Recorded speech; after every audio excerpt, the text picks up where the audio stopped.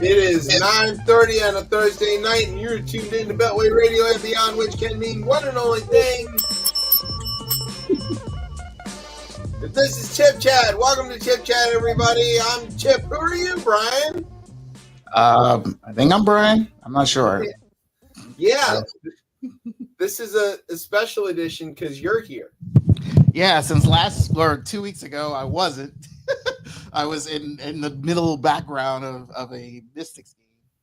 So. Yeah, last show, so it wasn't last week. We were off last week, but the week before that was a crazy show because we had to do it like without Brian. And that sucks. So don't do that. You guys did well for those who saw the clips. You know, they've been posting the last couple of hours or so. I mean, you guys did okay. We appreciate that's very kind of you to say, but it was, you know, it's one of those things like you don't always miss it till it's gone kind of things. Yeah. Like, but yeah. Let's go. We need you, Brian. We need you in our lives. So that's where we are. Okay. So and then Tez, I guess, is on assignment. Yeah, very painful one. Yeah, he apparently has a headache, or that's at least what he told his wife. Oh, damn, that's wrong. That's still a thing. Does anybody ever do that anymore? Because mind you, guys don't say that. It's like, I have a headache. I don't know if, yeah, right. No, guys do not use the headache excuse. We make up other things that are hurting. Okay, so this is a like super newsy week. We have had just a deluge of stuff. So we're going to try to get to a lot of it, but we are going to miss stuff. So just heads up on that. Trump is fighting to keep the Epstein files out of the public view for no reason whatsoever. None at all, apparently. His lawyers are getting canned in several states. His Secretary of Defense is a security risk, which we already knew that, but now we have a little more details on it. And the GAO made the news. Now, if you don't know what that is or why I would be excited, was called the General Accounting Office. It's now called the Government Accountability Office. And that's the agency my dad worked at. No accountability. Okay. So I'm always excited to hear about GAO in the news. And technically speaking, I am a member of the champion team of the GAO softball league, and we will forever remain champions because the league disbanded after COVID and never came back, and we were the champs when that happened. So we will remain the champs. Okay. Yeah. Forever champions. We're the perma champs. That's what we say. Yeah. So anyway, okay. Trouble is even bigger in Texas. Everything is bigger in Texas. Stephen Colbert. He's about to have he's gonna have free reign for a while. Yeah. I mean so he basically has like 10 months to speak his mind, and then he's gonna be free to do whatever he wants. And so far it's been fantastic. I've been watching the monologues. So we're going to talk about that. I think we all have a lot of feelings about that. Trayon's back in the news. Who knew? Who knew? In like a predictable but very weird way. So we're going to get to that. So it is going to be a wild show. Plus we have headlines. We're going to make Brian read some headlines. Me? I can read? Okay. We know you can read. Do you want to? It's up to you. Yeah, I can read. Yeah, okay. So yeah, it's going to be a big show. Brian, do you have a word? Do you want to do the word thing? I got a word, brother. Oh no. Yeah, we're going to get to that too. Okay. Let me see. Yeah, I'm going to go with, okay, I got a word. Okay. Okay. So sit back, grab some Real American beer. It's mustache time. You're listening to the best show, the only show, Chip Chat on Beltway Radio and beyond. Hulkamania runs wild. Yeah. You got it, brother.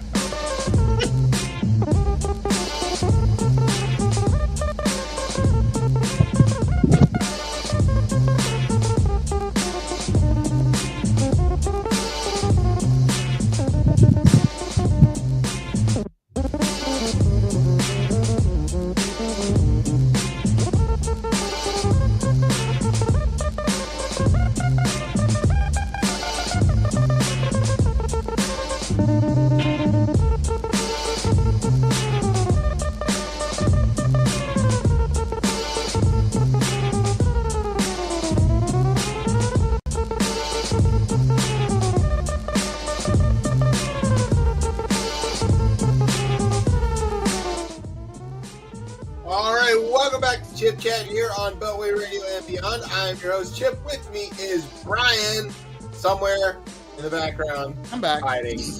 There he is. I got a lot to do, so I'm catching up from the last 2 weeks. Yeah, he's catching up. Look, Brian did an amazing thing actually 2 weeks ago, which we alluded to, but unbelievable. Producing in transit. It's a feat of modern technology, and also Brian being better than all of the other producers. So, thank you. I mean, I don't want to discount what all of the other production staff on this show do, but Brian's the best one of them. I tried my best. Yeah. Okay, so now we've got to the headlines. This is where we tell you about some headlines. You want to do the first one, Brian? Sure. Let me get to the script piece of paper. Yes. All right. Her first headline: over one of the Dakotas, probably the west one, a commercial airline had to take evasive maneuvers to get around a incoming B-52. The plane landed safely, and the passengers were able to make their planned trip to the Love Shack. Yes. It's a B-52's joke. Mm-hmm. Congress voted to suck up federal funding for foreign aid and public radio and television. This marks the most recent time the GOP Congress sucked up to Trump. Sucked them real hard. Okay. Congress's audit agency, the GAO, which we mentioned in our opening, the General Accountability Office, which there is none, ruled that for a third time, the Trump administration had broken the law against impounding appropriated funding. Trump responded, "Those guys are gayos," and not that there is anything wrong with that. That's right. Coca-Cola announced that they would start using cane sugar in their flagship soda, drawing high praise from RFK Jr. Donald Trump Jr., on the other hand, is still waiting for them to go back to using cocaine. Just a little ounce. That's all they need.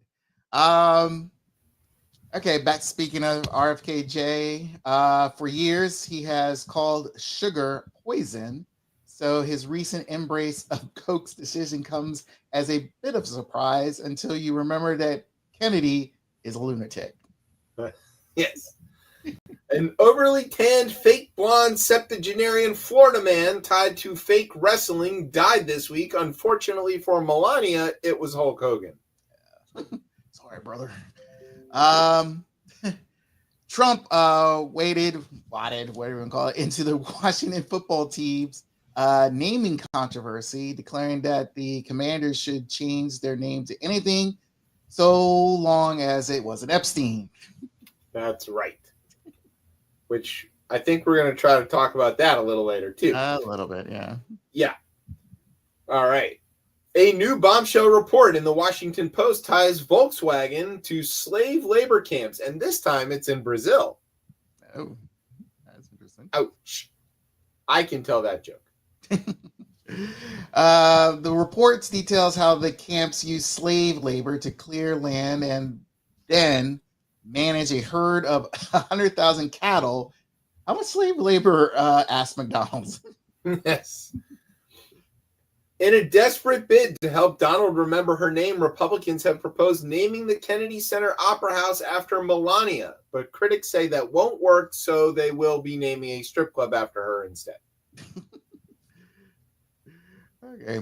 This certainly won't make opera more popular, said one of the fans in the attendance. Said the one fan in attendance. That one fan. And that one fan is with the small hands.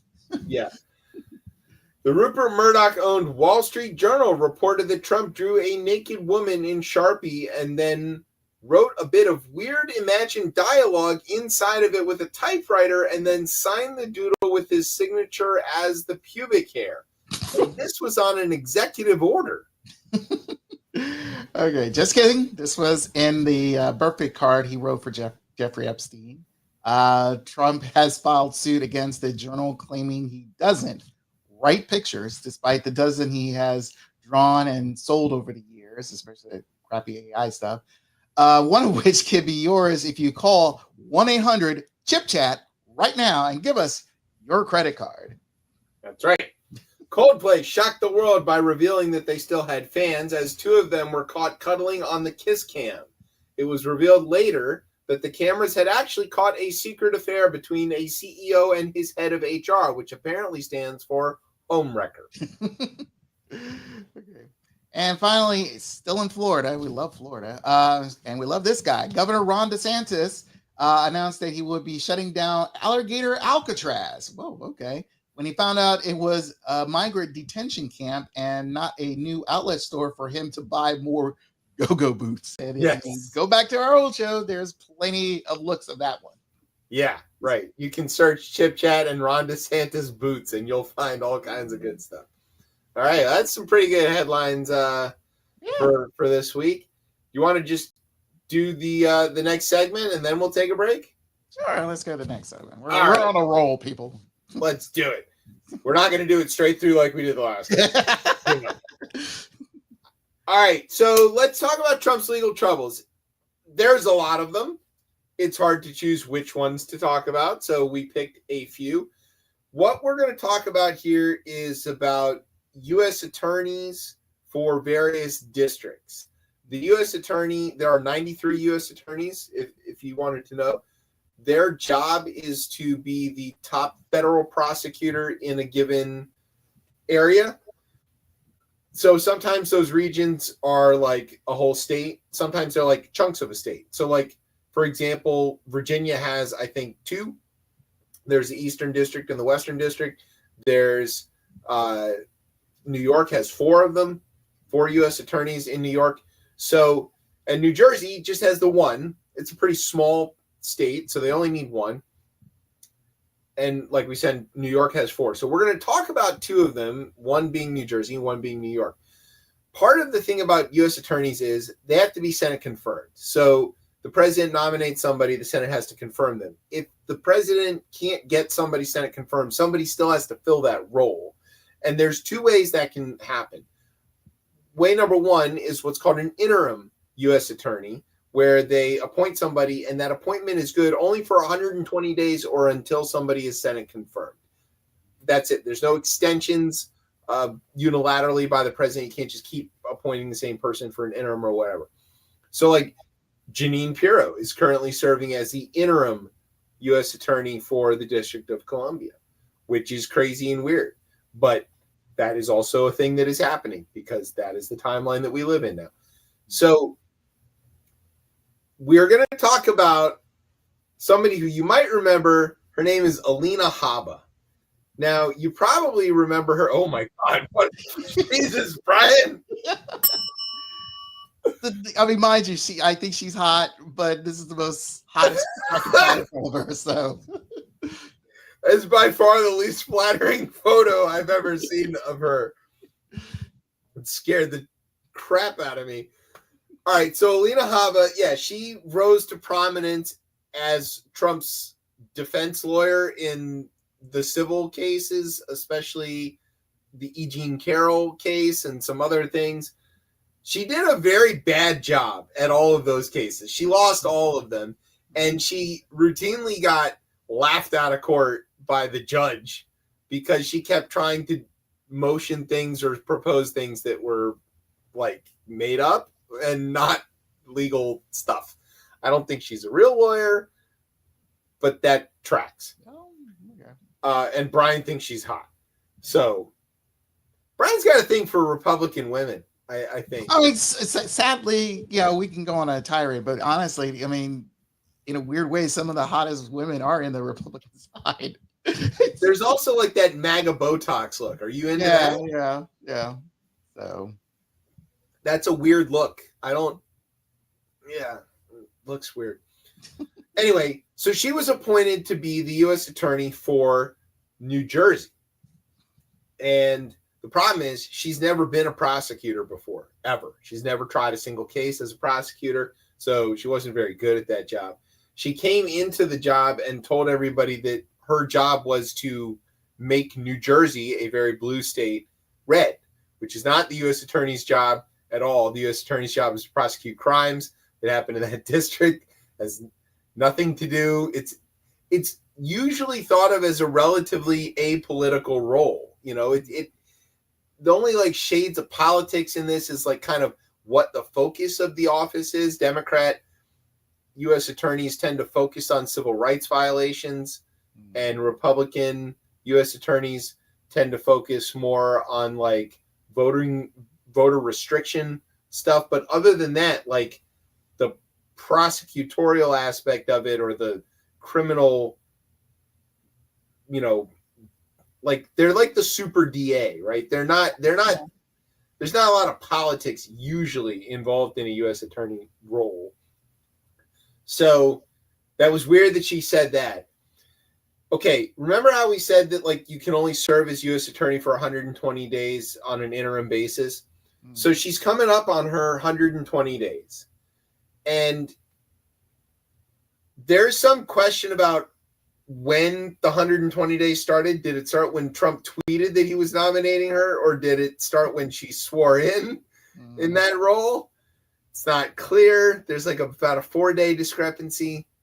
So, and that would be like yesterday would be the day, or Tuesday maybe. So if you are appointed U.S. attorney and as an interim, and nobody is Senate confirmed in that period of time, when you get to that 120 days, what happens? Do you know?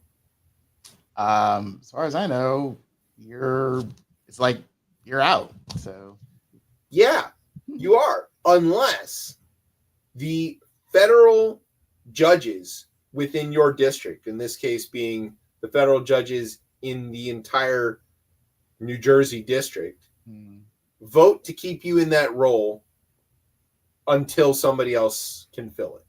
Because like we're talking about, this isn't a political role. Usually it is very important to always have somebody in this role running this office, because crime happens all the time. There's all kinds of stuff that the U.S. attorney needs to be focused on in their given districts, regardless of interim, not interim, or whatever, right? They still have a prosecutorial function to run.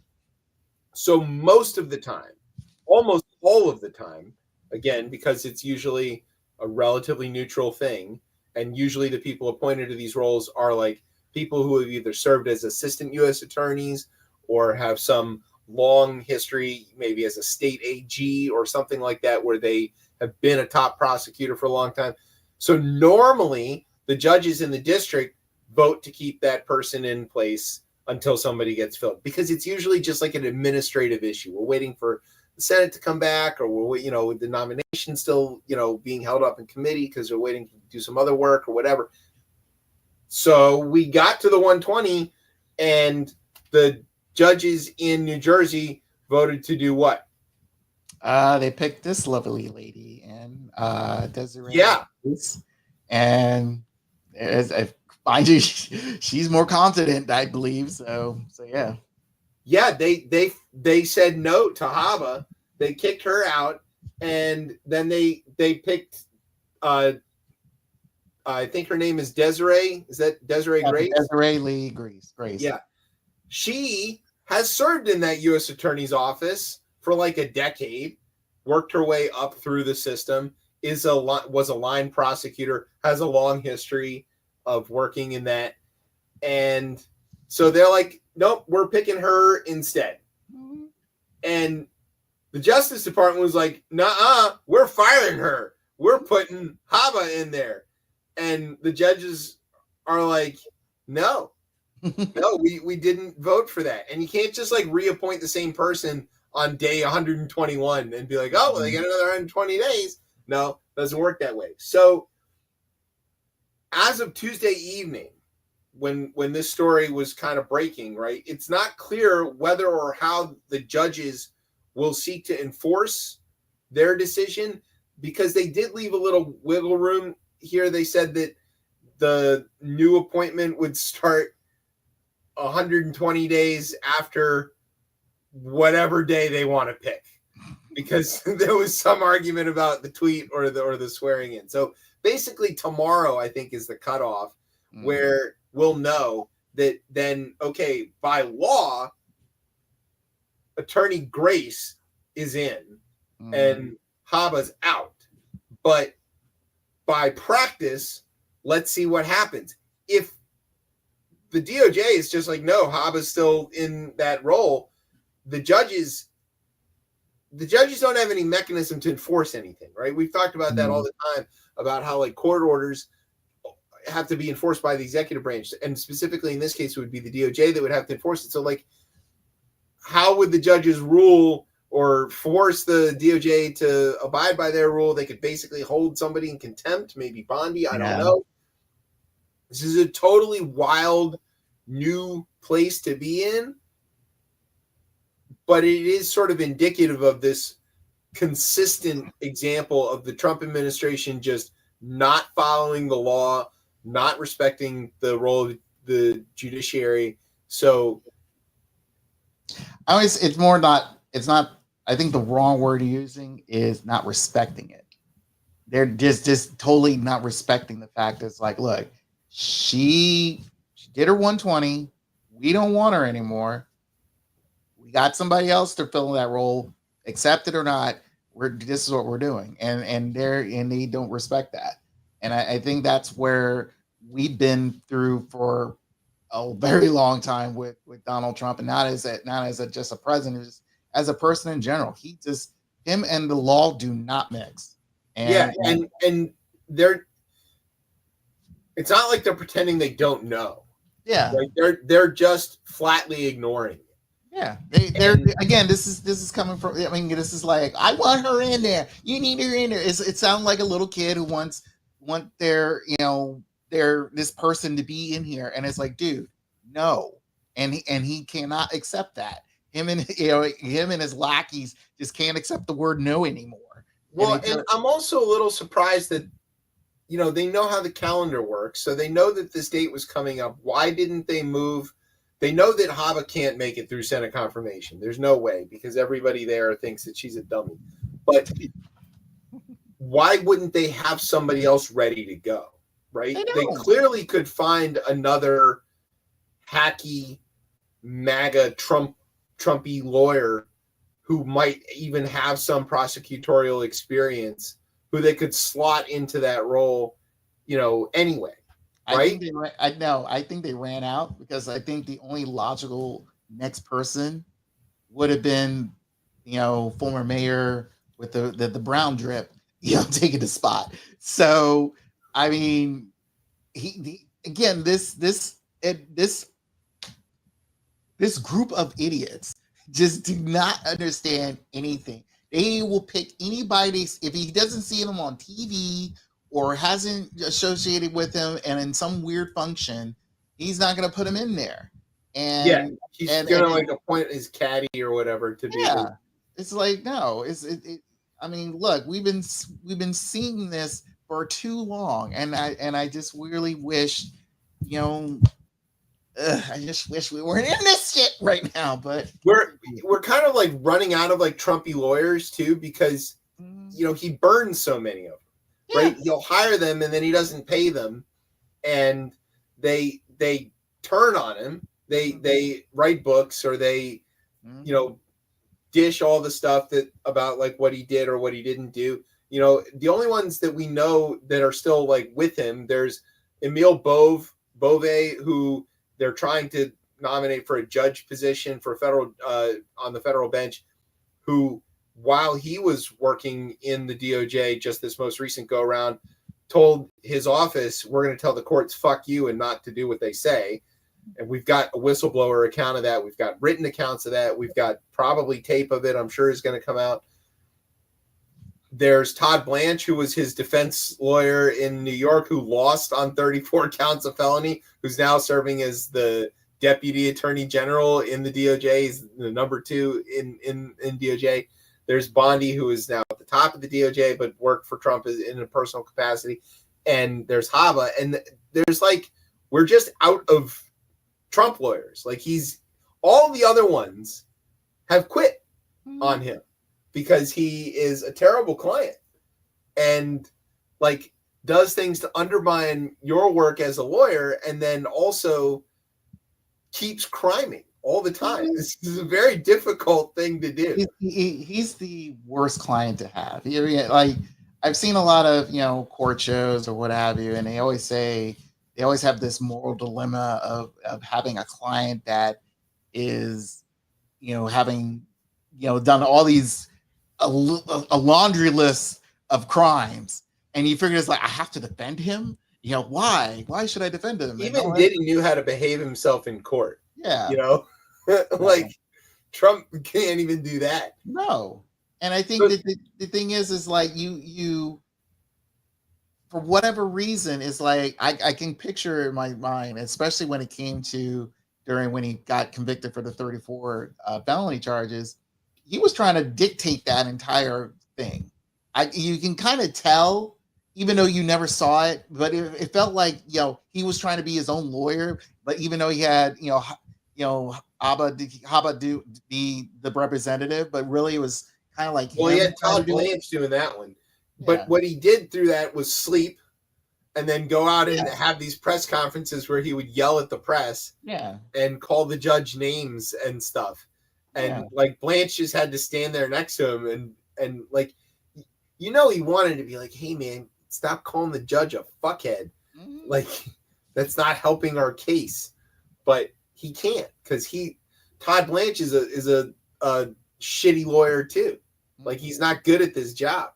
Speaking of lawyers who are not good at their job, remember how I mentioned that there's 4 districts in New York? One of them is the Northern District, which is where Albany, which is the capital of New York, is. So the Trump people also had a similar problem here. They didn't have anybody Senate confirmed in that role. So they had this guy whose name is John Sarcone III, which is an incredible name. And he hit his 120 days too. I'm just going to read you this little bit from the Washington Post story about this because it's sort of like a joke, but it happened. So he hit his 120-day term, right? Justice Department officials responded by appointing Sarcone as a, quote, special attorney to the Attorney General, as well as the first assistant to the U.S. Attorney. So if there isn't somebody in the U.S. Attorney's role, the first assistant steps into that role and holds down the fort until he's there. So they appointed him to be his own deputy so that when his term expired, the deputy would take over and it's him.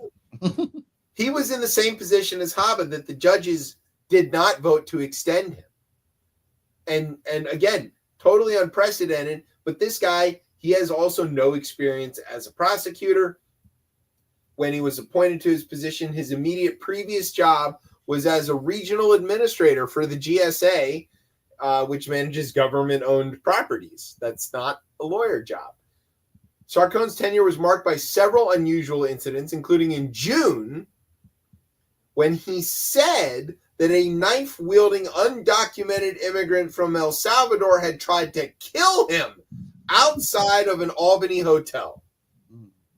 However, surveillance footage later released by investigators showed that the man did not come close to him at all, to Sarcone with his weapon, and charges brought by the local prosecutor were downgraded from attempted murder to a misdemeanor. This month, Sarcone told a local TV station that the district's judges had extended his tenure as U.S. attorney. Within hours, then, the district's judges issued a statement saying that, in fact, they had not. They had not done that. So he's like lying in public to everybody. He's unqualified. He's making up fake attacks that didn't happen. I mean, he's perfect for Trump. You know, this is very, very much Trumpista bullshit. But, like, this is a joke, right? This isn't a real thing. Again, this is the Trump world.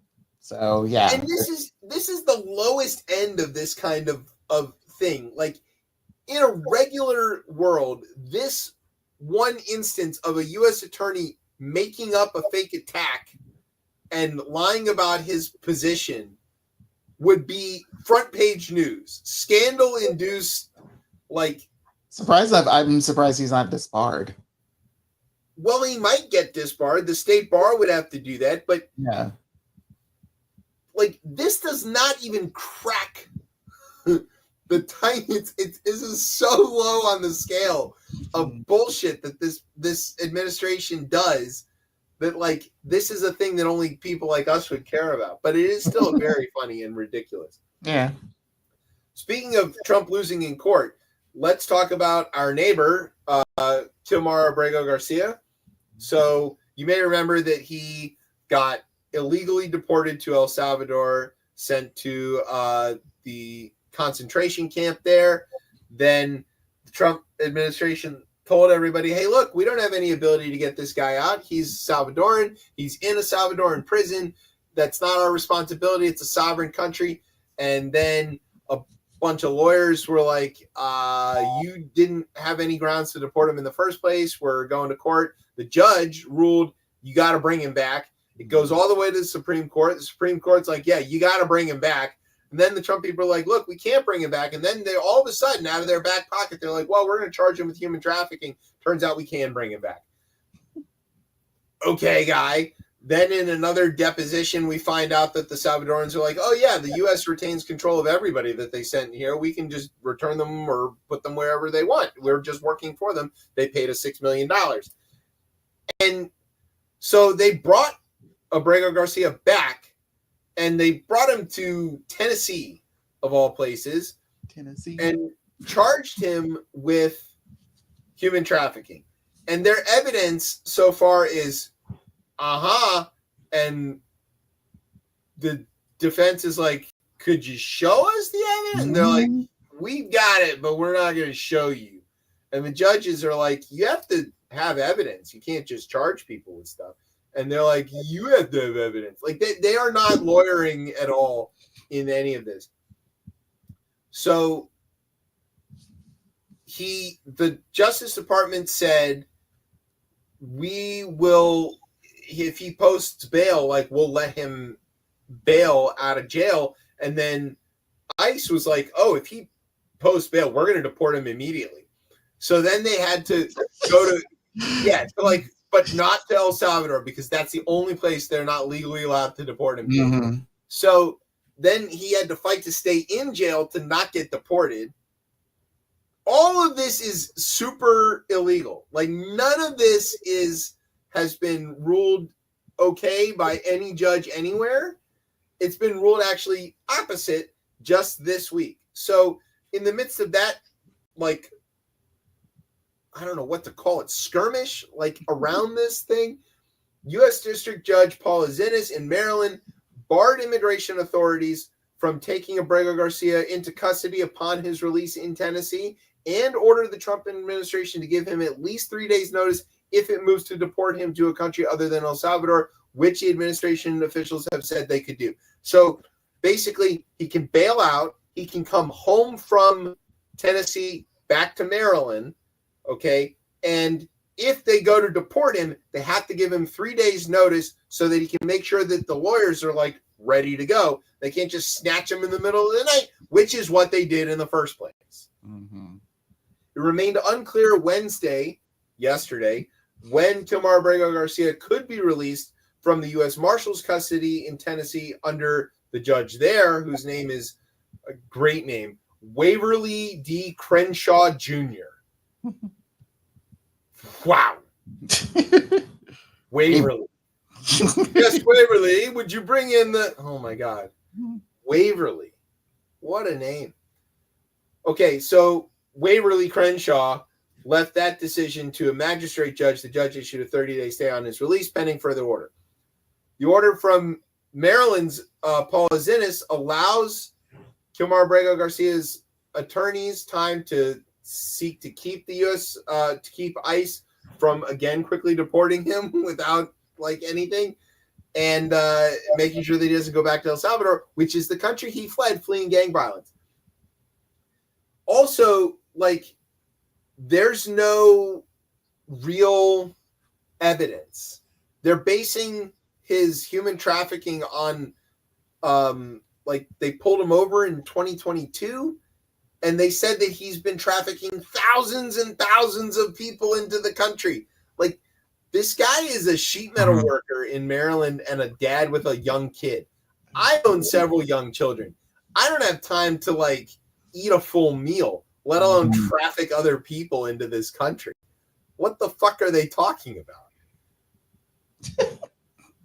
So, oh God, continue. All right, let me just add this other like piece of information.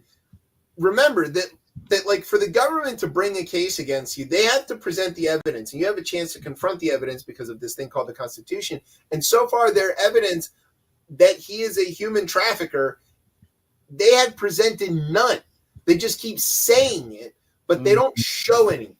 Right. They don't have any like stack of papers or like sworn affidavits or witness testimony or anything like that. They just go, we know he is. And the defense attorneys or his lawyers or the judges have been saying things like this. Let's see here. Tricia McLaughlin, I'm loving her. She's the deputy spokesperson at DHS. So she's the one that does all the talking.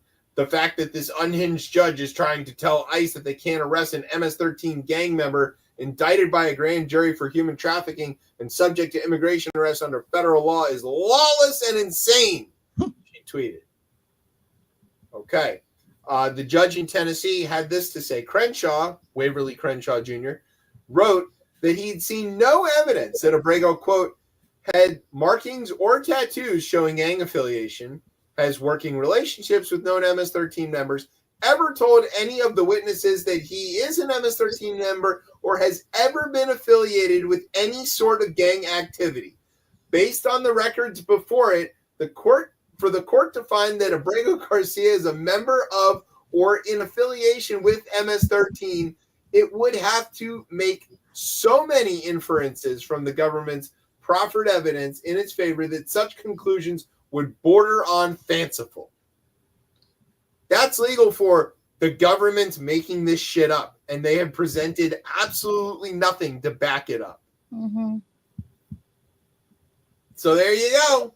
He said that the government failed to show on appeal that this case is one of the, quote, carefully limited exemptions where detention pending trial is justified, entitling Abrego to his liberty in the meantime. They can't even prove that they need to hold him. Like, that's the lowest bar of, like, Your Honor, we think that this guy's a flight risk. He's not a flight. He's the opposite of a flight risk. He wants to not fly. And the last time he flew, they took him to CCON. So he wants to stay put. And they can't even be like, yeah, he's a danger to his community. Oh, well, would you like to show how? Well, yes, we said he is. That's all there's to say. Yeah. I mean, can you imagine? From the Photoshop fingers to this now, I mean, it's like it's again, it's exhausting. I know that it's more than just distracting from other things, because this has been talked about and been well known for months now, and to see where it is now, it further explains the fact that this administration just is following some weird from that weird playbook, Project 2025, getting rid of people who have, with again, like you said, with no due process. You just want to point this out, pick this person, and say he's out of here, and for what? And then when the law is coming into effect to protect these people, you're trying to again falsify something that never happened because you want to prove a right. Again, this is theatrics, and we've been saying this word for a very long time. All of this is theater, and it's bad theater. I mean, this is one of the weird things why Trump wanted to be part of the board of the Kennedy Center, because he loves theater. Everything's a show for him. Yeah, everything's a show. And the thing is like, this is a bad show, and the reviews have been so bad. It's like, why is this still playing here? It's like a community theater reproduction of Rent. Yeah, with actual crackheads. Yeah. Except they're the ones doing the lawyering. Yes. I'm also like a little surprised, it wouldn't be hard for the Trump people to find actual examples of bad guys that they can catch and deport. There's plenty of them around. It's not the majority by any means, which is with the way they paint this picture, but like, catching a dad for driving his kid to school is a really bad look. Out of nowhere. I mean, it's like I when I saw that video, I was like, okay, it wasn't a traffic stop. It wasn't anything. It was like he was just taking his kid to daycare, and then for whatever reason, I just don't get it. And the way they did it too, it was horrific. I don't understand why. Yeah, but they could find examples of really bad people, right? And as a matter of fact, we know of some, like for example, these Venezuelan guys, right? There were the Trump people were so desperate to deport some people back to Venezuela that they made a deal with that country, which is run by a dictator, like an actual. Maduro is a dictator. He's been voted out of office twice now. He's just imprisoned the guys or the lady who beat him, and then just like continues on. Totally and completely a dictator, and a communist dictator, I would point out. Chavez disciple. And they were so desperate to deport these Venezuelan guys who were themselves, some of them not like super criminals. They were just from Venezuela. They wanted to deport them to some other country. And the only way they could work that deal was if they were willing to take back some Americans who were in Venezuela and had been convicted of murder or stuff in Venezuela as Americans, right? And one of them they brought back, who then killed a bunch of people. So, like, they're working backwards. They're hustling backwards, right? That's Tez's favorite line. They're bringing in dangerous people so that they can be allowed to deport totally harmless people. And Kilmar Abrego Garcia, I don't know the guy. I don't know what his background is, but the evidence that he is some sort of criminal mastermind or even frontline foot soldier thug has not been shown to me or anybody, I would point out. So these guys are fucking morons. Literally. Speaking of which, let's talk about the GAO. Now, as we mentioned, this is the Government Accountability Office, and I know a lot about this agency. They are a congressional agency. They belong to Congress. Their nickname is the Watchdogs. Their mascot is like a little angry-looking bulldog, and their job is to audit stuff for Congress. Basically, you only ever hear about the GAO when they catch people doing stuff or like waste, fraud, and abuse, or like a program not working. Many years ago, they kind of cracked the news for being able to bring in a bunch of guns, drugs, and worse through TSA to prove that TSA wasn't doing a very good job. Like that's what they do. They also mostly crunch a lot of numbers and check to see if the stuff Congress wants to do is a good idea or a bad idea, or if it's working the way that Congress meant it to work. So in that case, here's what they did. There is a law called the impoundment law that was put in after Watergate that basically says that if Congress appropriates money for a specific thing, like in this case, funding Head Start, the administration has to do the thing that Congress appropriated the money for once the law is signed. They can't get a budget line and then use it for like margarita machines. And they can't get the budget line and then just not spend the money as well. Like they have to do it. They can't not do it, right? Mm-hmm. Well, the Trump people seem to think that that does not apply to them. So the GAO said Wednesday that the Trump administration had violated the Impoundment Act by withholding congressionally appropriated funds for Head Start, which is the federally funded preschool program for children from low-income families.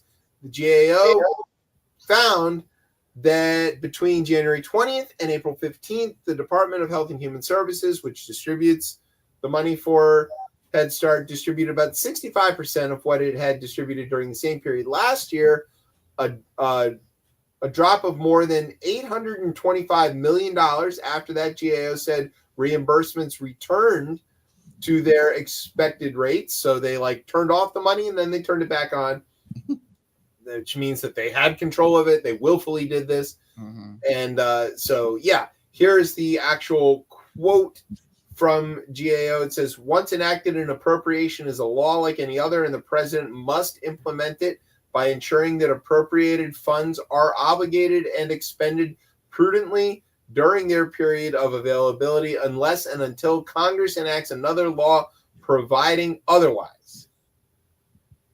That's it. That's what it says. Which gets us to this other thing that I want to talk about, which is the rescission.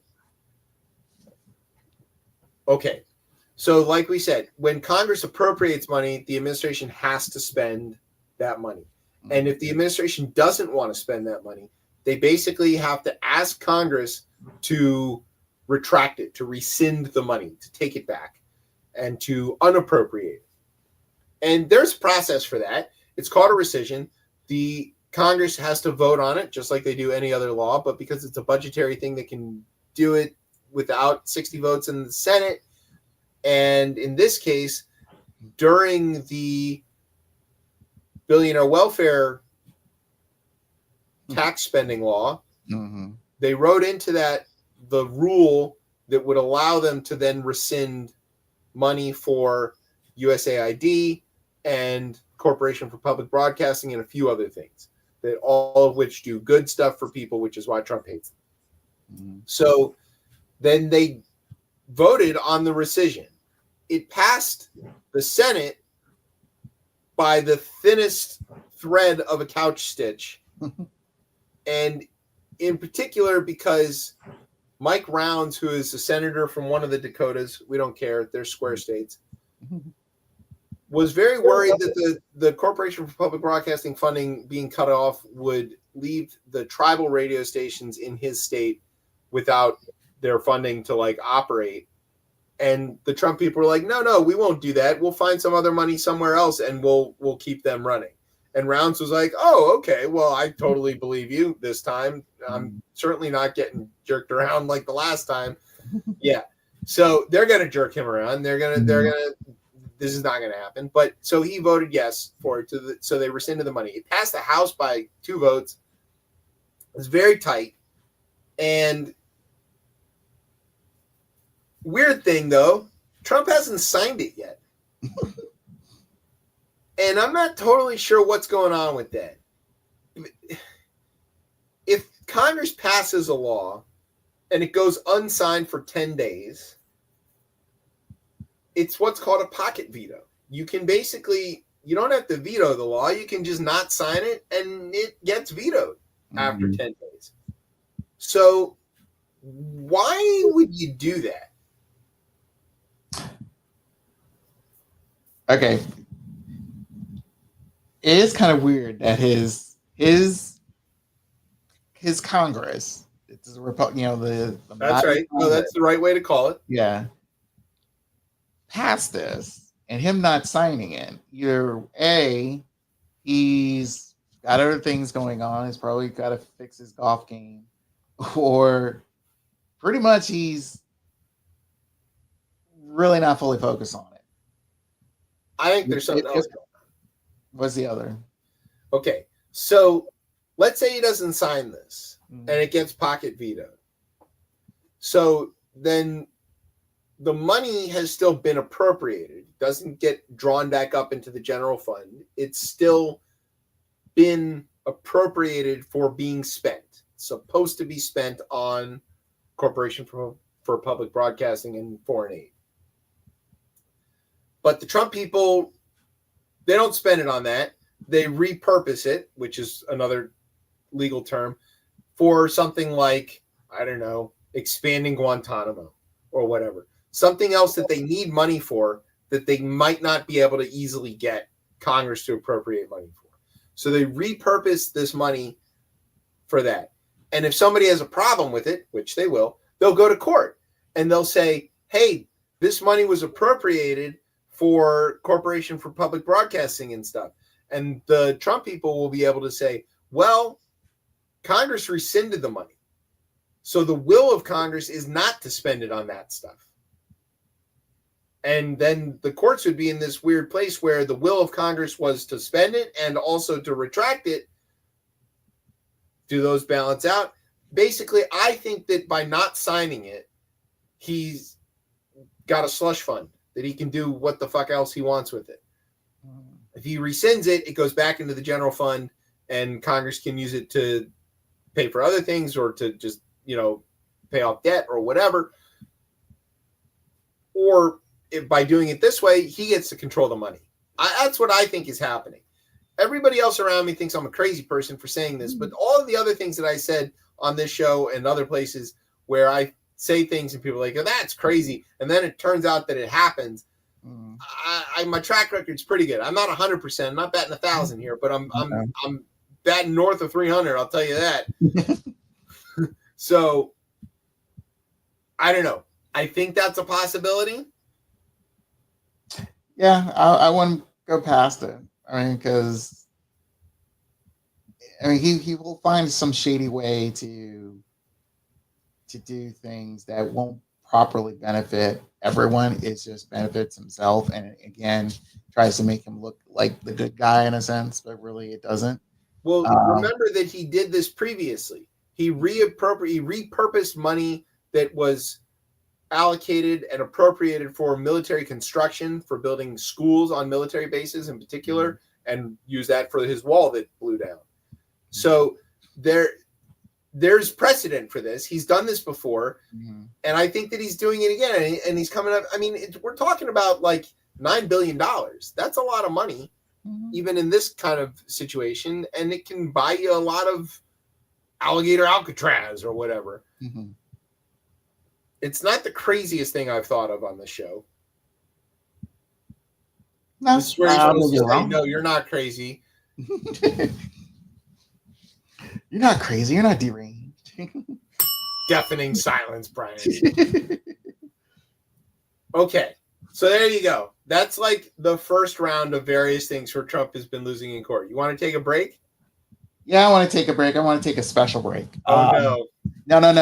This is because even though we earlier mentioned about the holster, I want to mention the fact we lost two other people because, again, death comes in threes. Sure. No, the day prior we lost Ozzy Osbourne. A couple, weeks after his final concert, as with Black Sabbath, which was, mind you, it was. I wouldn't say it was coming, but then again, it was still a bit surprising. He knew it was coming. That's why he did that show that way. Yeah, and so it was And mind you, I've seen clips of the show, and it was a really, really good show.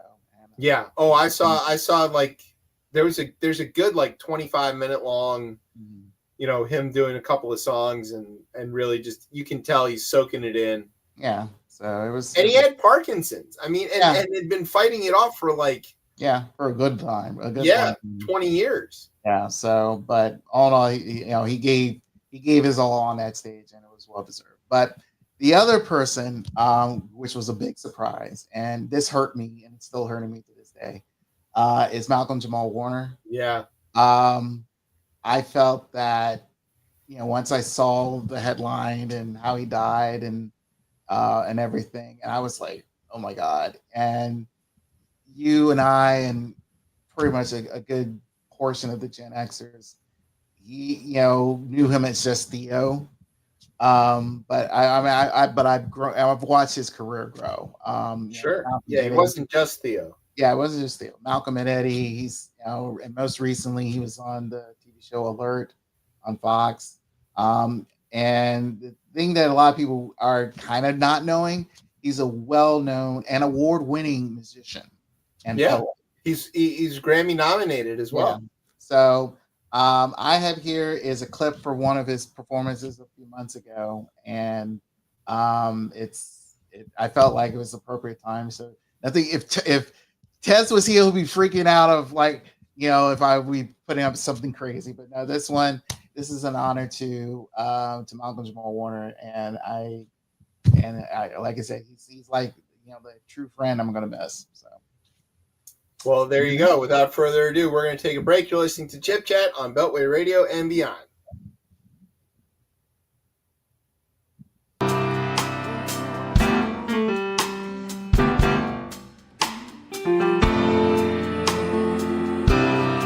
Ooh, brown skin, I love you. Brown skin, I can tell where yours begins.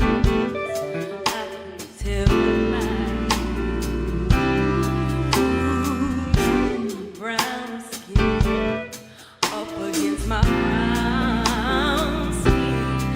Need some every now and then. Oh yeah.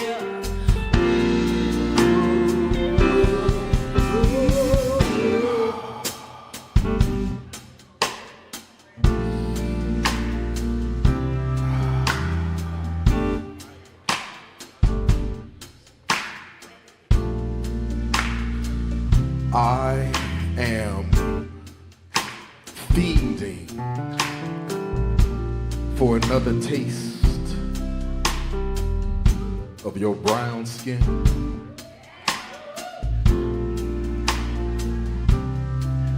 You see, I'm scheming for a chance to get up in between again so I can truly be Malcolm in the middle.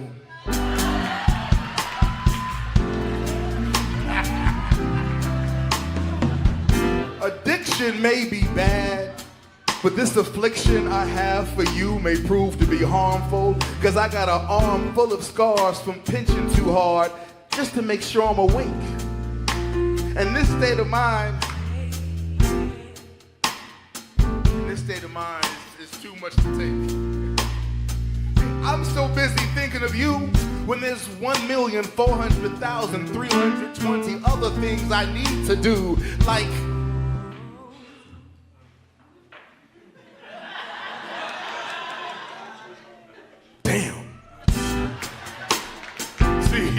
I got all these people in the cabaret looking at me, and I can't concentrate.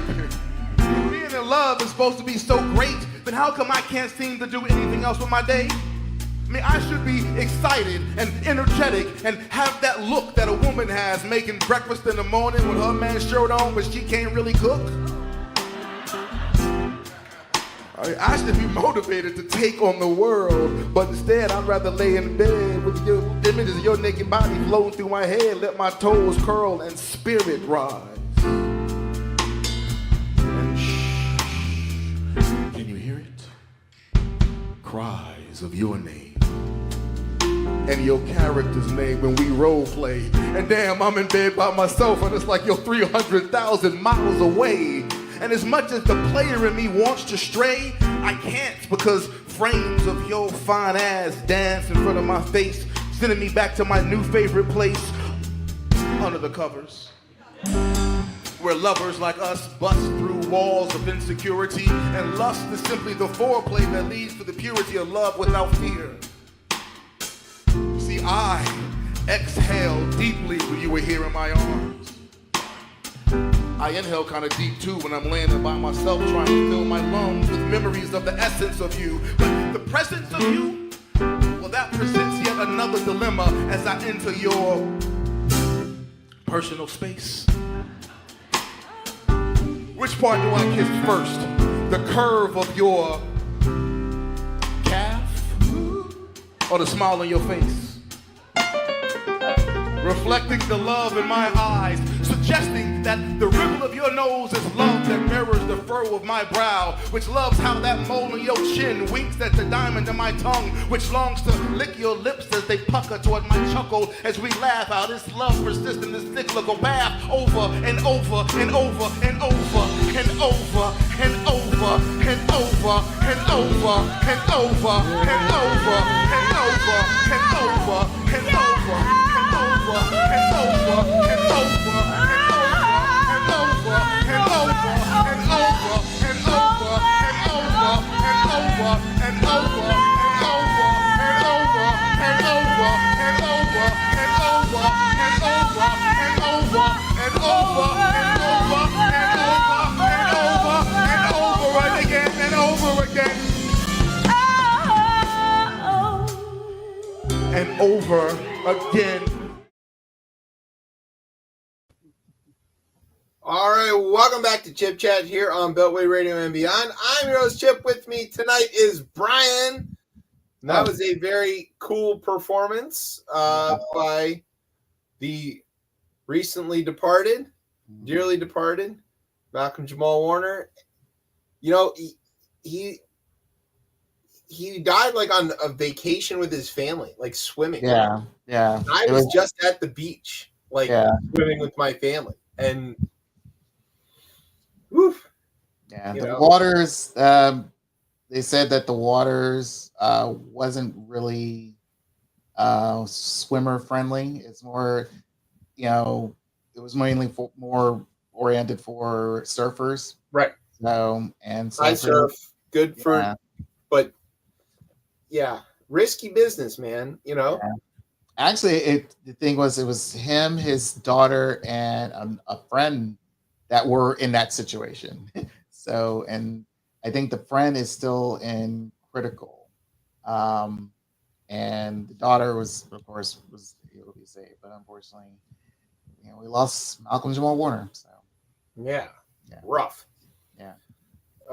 Okay. Well, let's move on to some other rough business. Now we've come to the part of the show. It's called the Rundown. This is where I tell you about some stuff that's going on in the news. If we were professionals, it would sound a little something like this. From Beltway Radio and Beyond in Washington, D.C., I'm Emmy-nominated TV newsman and just bona fide sexual beast, J. Scott Smith. And this is the part of the show where I tell some stuff about maybe not me, but somebody else is going to tell some stuff about what's happening in the news. So what's going on in the news, fellas? Thanks, Jay. All right. First thing we're going to talk about is Congress. We love to talk about Congress. Everybody loves Congress, right? They're the most popular branch of government. Mm-hmm.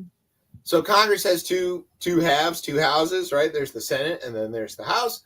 The House is controlled by the Speaker of the House. In this case, he is a guy named MAGA Mike Johnson. He looks like that. He looks like if Milhouse came to life. Yeah. He is mild-mannered in the way that he talks, and he seems like kind of a pushover and all that, but it turns out he's been a fairly effective speaker at doing awful stuff.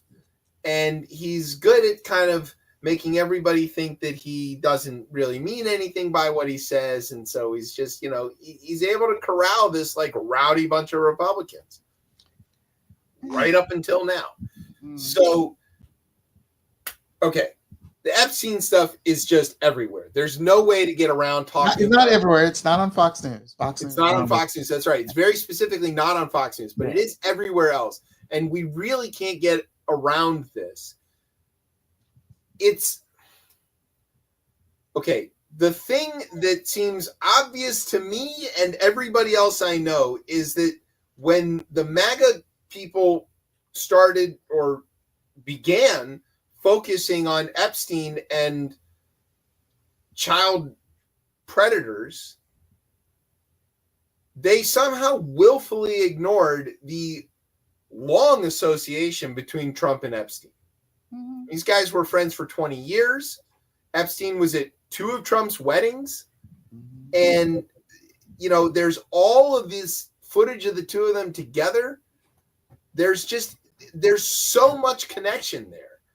But somehow, in the MAGA world, Epstein is a bad guy, and Trump either barely knows him or is only sort of around him and would never have anything to do with him. I don't know how they ever squared this or why they ever thought that they could go after all of the other people who they think are connected to Epstein and not include Trump in that. Because they're protecting him. I mean, but they've been holding that cognitive dissonance for this entire time, but it has now come to like a smashing head. They have no way to get away from this, and the reason is because Trump promised to release the Epstein list. He said there was a list of clients, and now he says there isn't a list. Mm-hmm. And these rabid maniacs are like focused on this thing, and then they don't get it, right? They're like, why would Trump tell me that he's going to do this and then not do it? Well, because he's a liar and a con man, and you are a bunch of fucking rubes who got taken. That's why. And they're like, well, it can't be that, right? They can't admit that they've been played. So they are doubling down, tripling down, insert number here down on, we want to see the files. We know the files exist, and they will not let this go.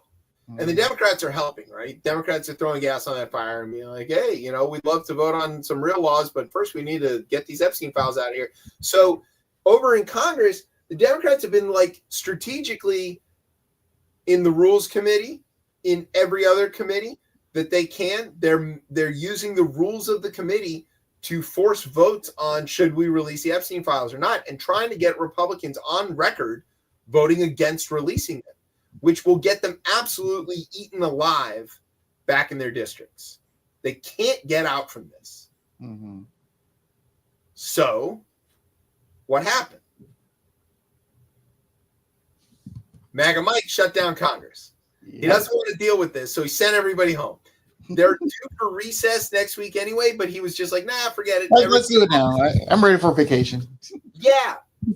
He's got several like big problems going on in the House. One is this discharge petition that is coming from Thomas Massey from Kentucky, who Trump is already pissed off at because he was a no vote on the billionaire welfare, and he's like a real deficit hawk kind of guy, and he's sort of having the fun time being the foil to the Trump administration as a Republican. Trump said he wanted to find anybody who'd be willing to primary him. So far, they haven't. He's from Kentucky. Kentucky has a bit of a streak of this. So Massey's got this discharge petition. A discharge petition basically is if you can get a majority of the House members to vote to force something to a vote, it doesn't have to go through the Rules Committee, and the Speaker doesn't have control over it. And so the discharge petition can force a vote on releasing all of the rest of the files. And he's got 6 or 7 Republicans already on board, and it's assumed or maybe directly stated at this point that all of the Democrats will be involved in that. So there's enough to force this vote. Johnson doesn't want to deal with that. So he sends everybody home. That's it. Don't do that. But he can't send home like all of the stuff in the committees. So that's still happening. So House Oversight Subcommittee voted yesterday, to subpoena the files. And then the head of House Oversight, the main committee, Comer, issued subpoenas for Ghislaine Maxwell and to get her to testify in front of the committee. I don't know if that's actually going to happen. That might be a little bit stickier. She's got lawyers who could say we don't want to let her do that, and they might be able to find a pretty good reason why. But all of this is like terribly inconvenient, to say the least, for Trump.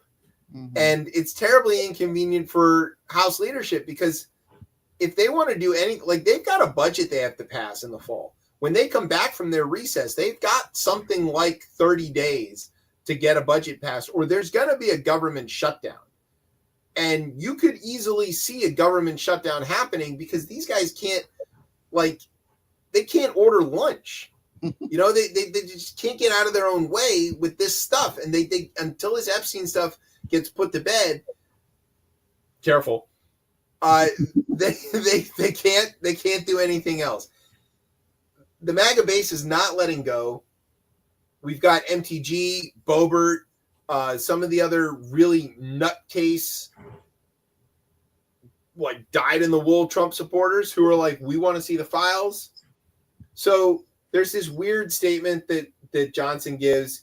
He says, we want any individual who has been involved in any way in the Epstein evils to be brought to justice as quickly as possible, and the law should be brought down upon their head. It's a weird way to speak. Mm-hmm. When the Epstein records are turned over to the public, we must do as quickly as possible. We have to be very judicious and careful about protecting the innocent. Well, the innocent are the victims, so they can already have their names redacted, which is in the discharge petition law that they want. The other people, they're not innocent. Mm-hmm. So we don't need to protect them. You could just release the information. And like, you know, Bondi told everybody she had the list on her desk. And then she says there's no list. Dan Bongino made an entire career out of saying that there's this massive file with all this information. Now he's the number 2 at the FBI. And he's like, where's the list? And they go, we don't have a list. What are you talking about, Dan? And he's like, you fucking know you got this stuff. Then we find out today that there's like 30,000 gigs worth of data in this one file that they're going after. Dick Durbin, senator from Illinois, told everybody that he found out that the Trump administration assigned 1,000 FBI agents working around the clock to go through all of this data and find any instance of Trump's name. And then it turns out, it's reported in Wall Street Journal, it was also reported in New York Times, that in May of this year, Pam Bondi, who's the Attorney General, told Donald Trump that his name is in the files. Mm-hmm. And it was right around that time that all of a sudden he wanted nobody to talk about this stuff. Obviously, he knows what he did, right? We don't know exactly what he did, but we've got a long track record of creepy, weird shit that Donald Trump has said about young women. We have this letter from that the Wall Street Journal got from him to Epstein. There's all of this evidence of them being together. Apparently, he's been on Epstein's plane 7 times. Mm-hmm. You know, for what? We know what. Yeah, you know what, right? The plane only goes from the U.S. to the island and back. Mm-hmm. And you're not routing through Epstein Island on your way to like some other reasonable destination. Mm-hmm. So what are you doing on this plane? I don't know. What's going to happen here, Brian?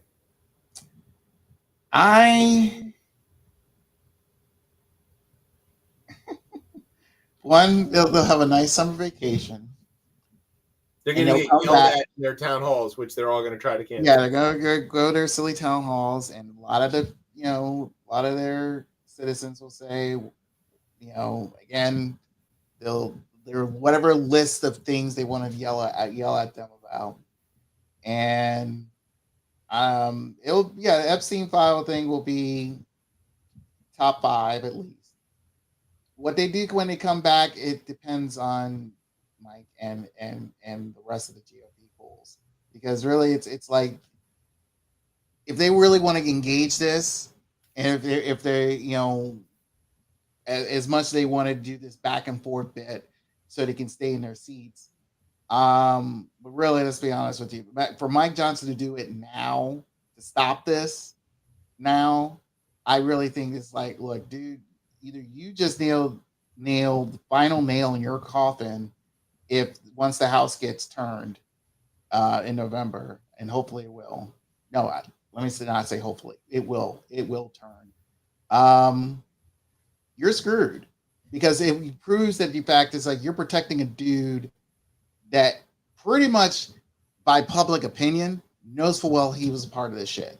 And we've seen videos, we've seen pictures of them together and things of that nature. And he can sit there and say all he wants, that is like, I don't know him, I only met him a few times, or I whatever. Dude, you're involved in some form of fashion, and you're connected with this.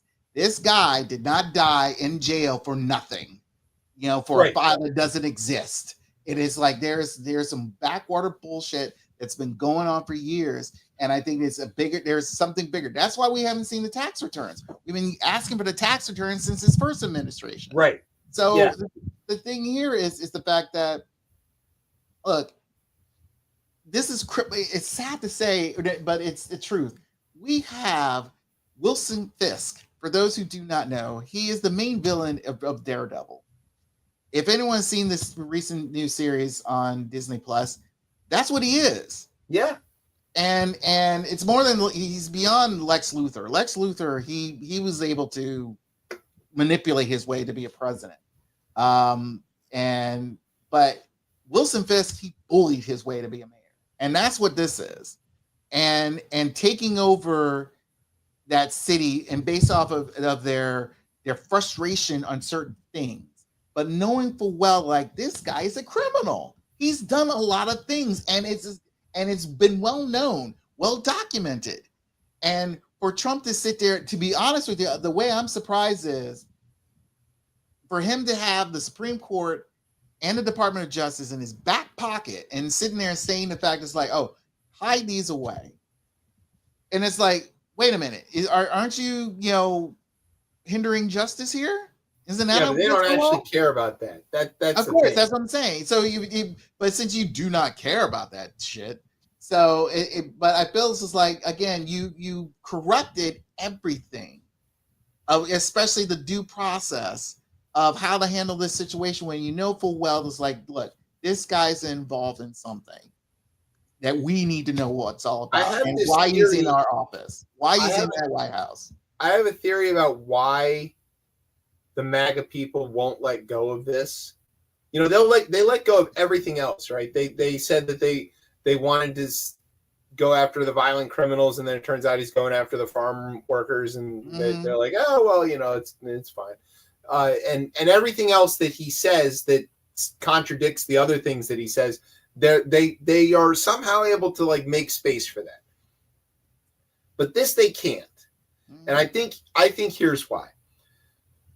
A lot of them have their identity tied to this specific thing, that they are the reason that they are MAGA, or what allows them to be MAGA, to say awful, racist, hateful stuff, to behave in ways that they know is reprehensible, is they say, well, I'm doing this because I'm trying to stop the abuse of children. And that if what I'm doing, they wrap themselves in that I'm trying to protect the children, that is a get out of jail free card. So, like, if you go, hey, the thing you did and said is racist, they go, hey, look, I'm trying to, like, catch the pedophiles. Are you trying to help the pedophile? Like, it gives them this defensible position from which they can stand and fight and from which they can commit awful other atrocities, as long as it's in commission of protecting children. Right. Which again, that's what their protective blanket has always been. Yes. It's like we're here to protect the children. We want to save the children and all that stuff. But really, it's like, but why the time? But again, would you defend a black child from this? Well, no, of course they wouldn't. But everyone, no. But would they defend the Mexican child? No. An Asian one? They deport them. No. So, but again, when it comes to the mind you, even though it's pedophiles, but then again, these were again, some of these young women were also of age. We can't forget that. We was possibly part of this list. Again, these are women who have come out and stated the fact that, hey, I was raped by this dude. Yeah. And they've sued about it, and they've gone into court about it. Yeah. But their identity is tied in being anti-pedophile. Right. So, and they've tied that identity to Trump as their champion. If it turns out that Trump is himself a pedophile, they are in this impossible situation. They have to either say they were wrong to support Trump, and no American is good at saying they were wrong. People are just not good at admitting their mistakes. Mm-hmm. Or they have to admit that they never really cared about that stuff at all, and they just wanted to perpetrate all the other hateful shit that they've been doing. Mm-hmm. And that is a scary place for these people to be in. They are in a literal identity crisis because their identity is awful. And they know it. I don't. Let's put it this way. If their identity is based off of a person, which is Trump. Yes. Mind you, these people are blinded by the fact of how this guy is. They're Except so on this one thing. Even if it, I really think even with this one thing could change the whole spectrum of everything if it was true. But the thing is, it's like, okay, everything this man has done throughout his life, especially his adult life, let's put it that way, you disregard that except for this bit. Yes. And that's the thing that I think is, like, let's say the evidence comes out. And I think it's only a matter of time, right? During the recess, I think we might see a leak, to be honest, because the Wall Street Journal's getting these things that are dripping out, and like, where are they getting them from? There's got to be somebody who's giving them some of this information, which I want to circle back to that in a second. But if it comes out dead to right, Trump's on the list. Here's the checks, canceled checks where he paid for access to the 13-year-olds or whatever. Will they excuse it? Will they come up with some bullshit reason why this is okay? The way they have excused everything else. When he says grab him by the pussy, it's just locker room talk. It's fine. When he says that he would go into the dressing room of the Team USA, oh, that's fine. That's a normal thing for a grown man to do.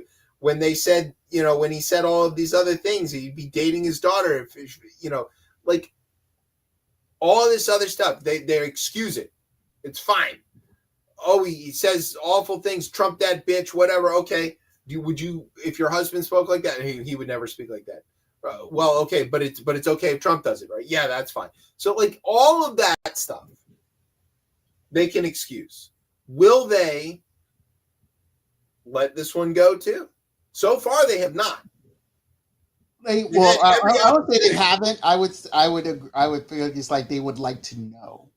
They want some reassurance. But I really think, are they gonna let him off the hook? Probably. If they're that loyal, if that crazily loyal to him, I think a good portion of them, yes. Okay, so my question is, why have they not already done so? Because they are not, again, like I said, they want to know, they want to be aware, they want some actual facts. Like again, they're like a judge, trying to tell the Trump lawyers to say, hey, can I have some facts here of what you're presenting to me, and we know full well there's factual information out there, and they just want to see this properly. Do you think they're just looking for the information so that they can then concoct an excuse why it's okay? Probably.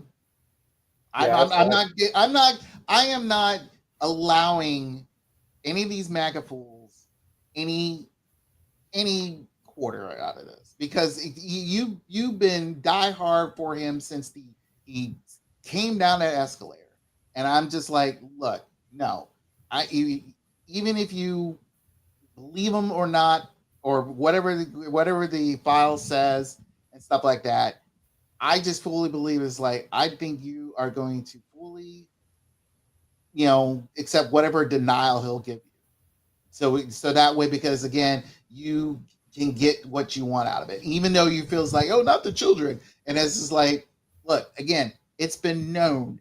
Mind you, it's been rumors. Let's put it that way. It's been a lot of rumors for years, but now since there's actually on paper, there's a file on it, and a guy has died from it because he was one of the organizers of it, and this is like, and he was willing to tell, if he didn't die.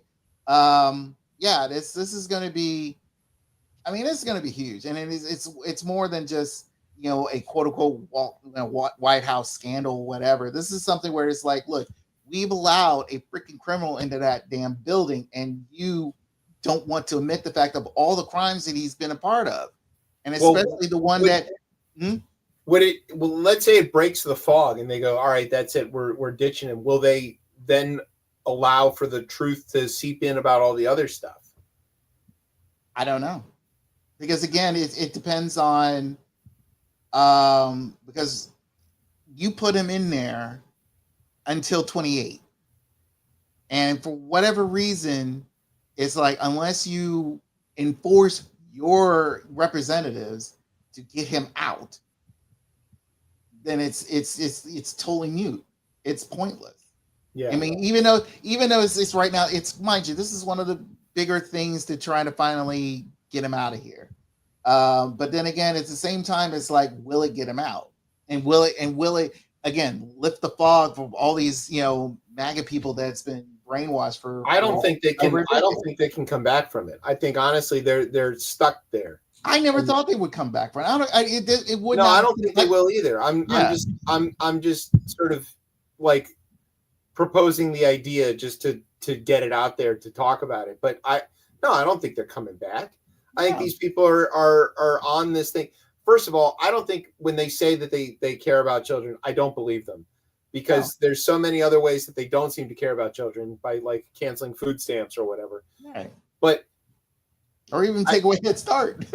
right, taking away Head Start. Like, I don't think that they actually care about it. I think that there's a small segment, or maybe not small, but there is some segment of the people who protest against whatever it is Epstein did and what Trump likely did, because they're secretly okay with it, or they want to do it themselves. And it's the thing where, like, why are you so concerned about what gay folks are doing? Because you have your own issues or whatever. There's probably some of that. And then the other stuff is, like I said, they're just wrapping themselves in this. They don't actually care about it. What they want to do is be selfish, be racist, be awful to fellow human beings, and they want an excuse to be allowed to do that. And so by standing on their hill of anti-pedophilia, they are somehow inoculated against any real criticism when they do the other horrible stuff. But both of those things are bad. And both of those things are their identities. These people are not defined by anything else. They are defined as MAGA. That is who they are. That is how they introduce themselves. That is what they broadcast to the world. I saw a guy today with a truck. It was a Dodge. It had "Don't Tread on Me" plates, and it said the actual license plate on there said "Why EPA?" And like, why do we have the EPA? And like, this thought flashed in my mind of like, what if I followed this guy to where he lived until I learned where he lived. And then, like, every day while he was away at work, I went and poured motor oil in his yard and, like, started just destroying his yard and killing it off with, like, toxic substances. And eventually, you know, he would be like, something is going on. Things are contaminated. Stuff smells. There's a problem here. Who would he call? He would eventually call the county. He would call the county or whoever the regulators are, and they would come and they would determine, hey, man, you've got, like, motor oil contamination in your yard. Something has happened here. Would he then understand, why do we have the EPA? And I don't think he would.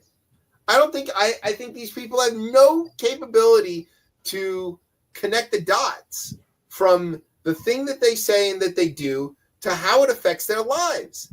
They've had the opportunity for so long, and they just can't do it. Right, because I shared the Department of State firing, you know, when the people were leaving their offices. I shared it with a friend, and she replied to me back saying, it's like, did you see the comments? And I read some of the comments, and these were people who is like, hey, now you know how I feel or how we feel and blah, blah, blah. And it is like, what does that mean to me? It's just like, these are people who were doing a decent job to help you. A lot of these agencies are fallen. We're helping you, and you wanted this. You allowed this, you know, because you do not understand what their job was. And as much as you complained about the fact it's like, oh, the government is taking away my guns and shit, and it's like, and everyone kept saying, no, we're not. We got other things to finance on to help you live a decent life in this damn country. But no, you want to live in stupid little chaos.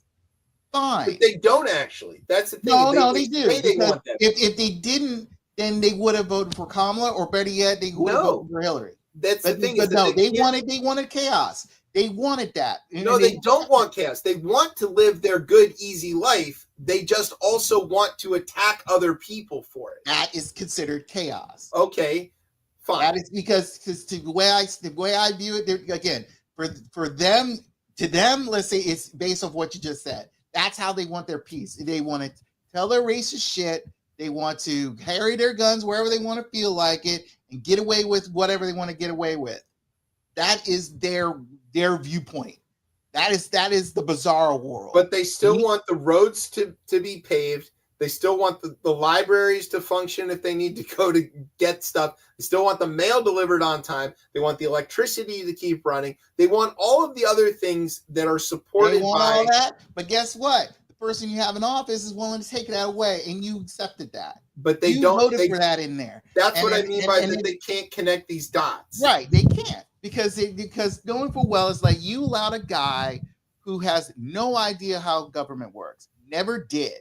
He's never sat in office whatsoever. He sat in his own office in his own building with the name outside of it. That is it. And as you kept claiming, it's like, oh, he's a good leader based off of a stupid TV show.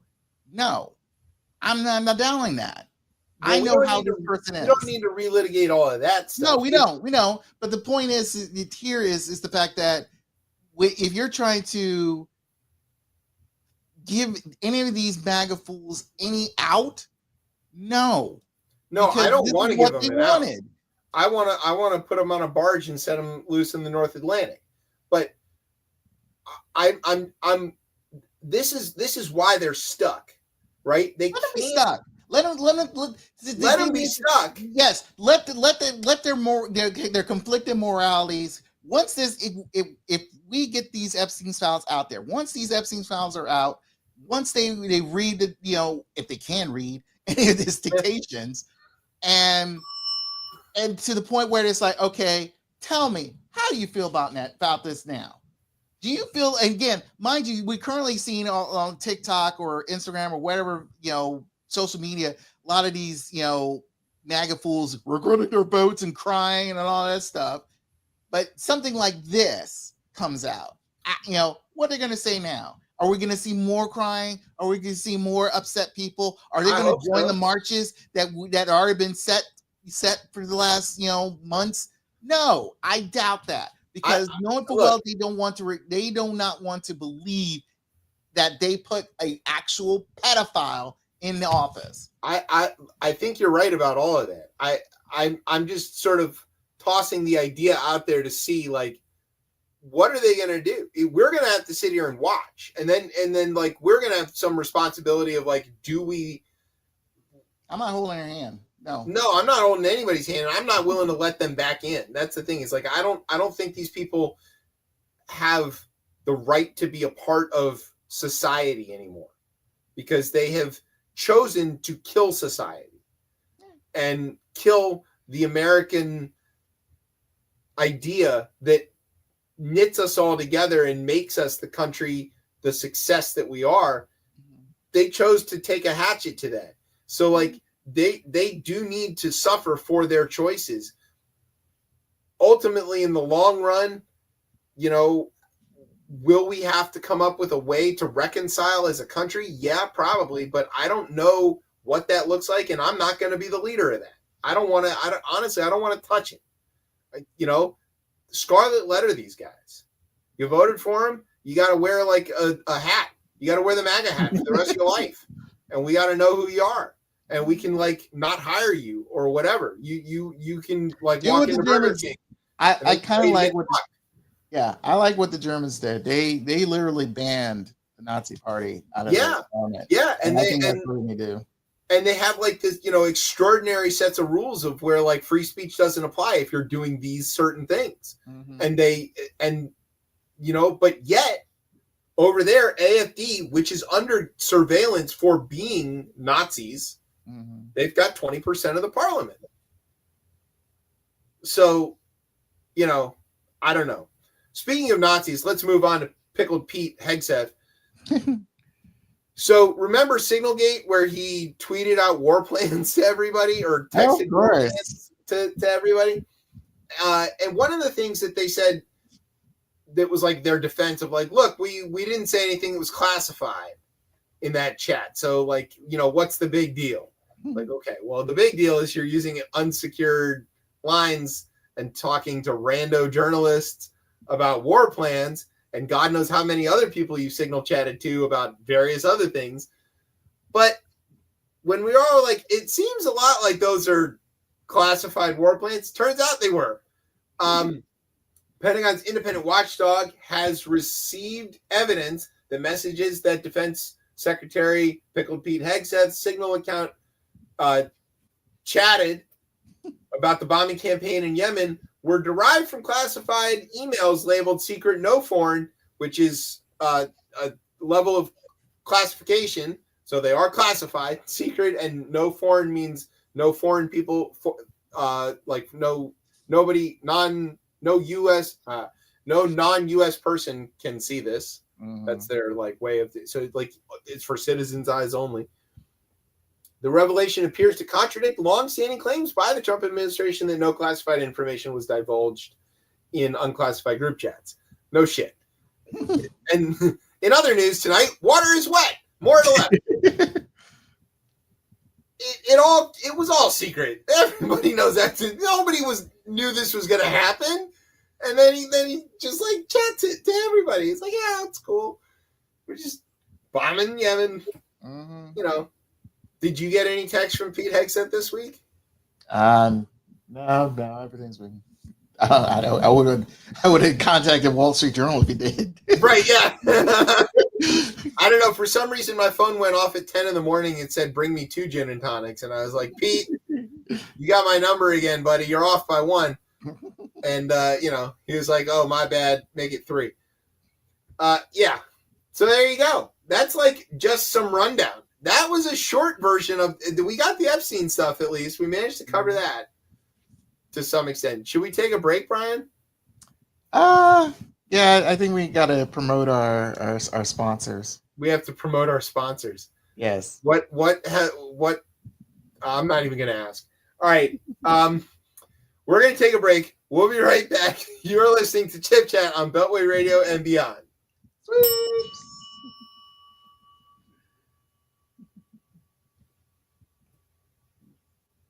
I will eat your leftist ass like corn on the cob. I'm ready.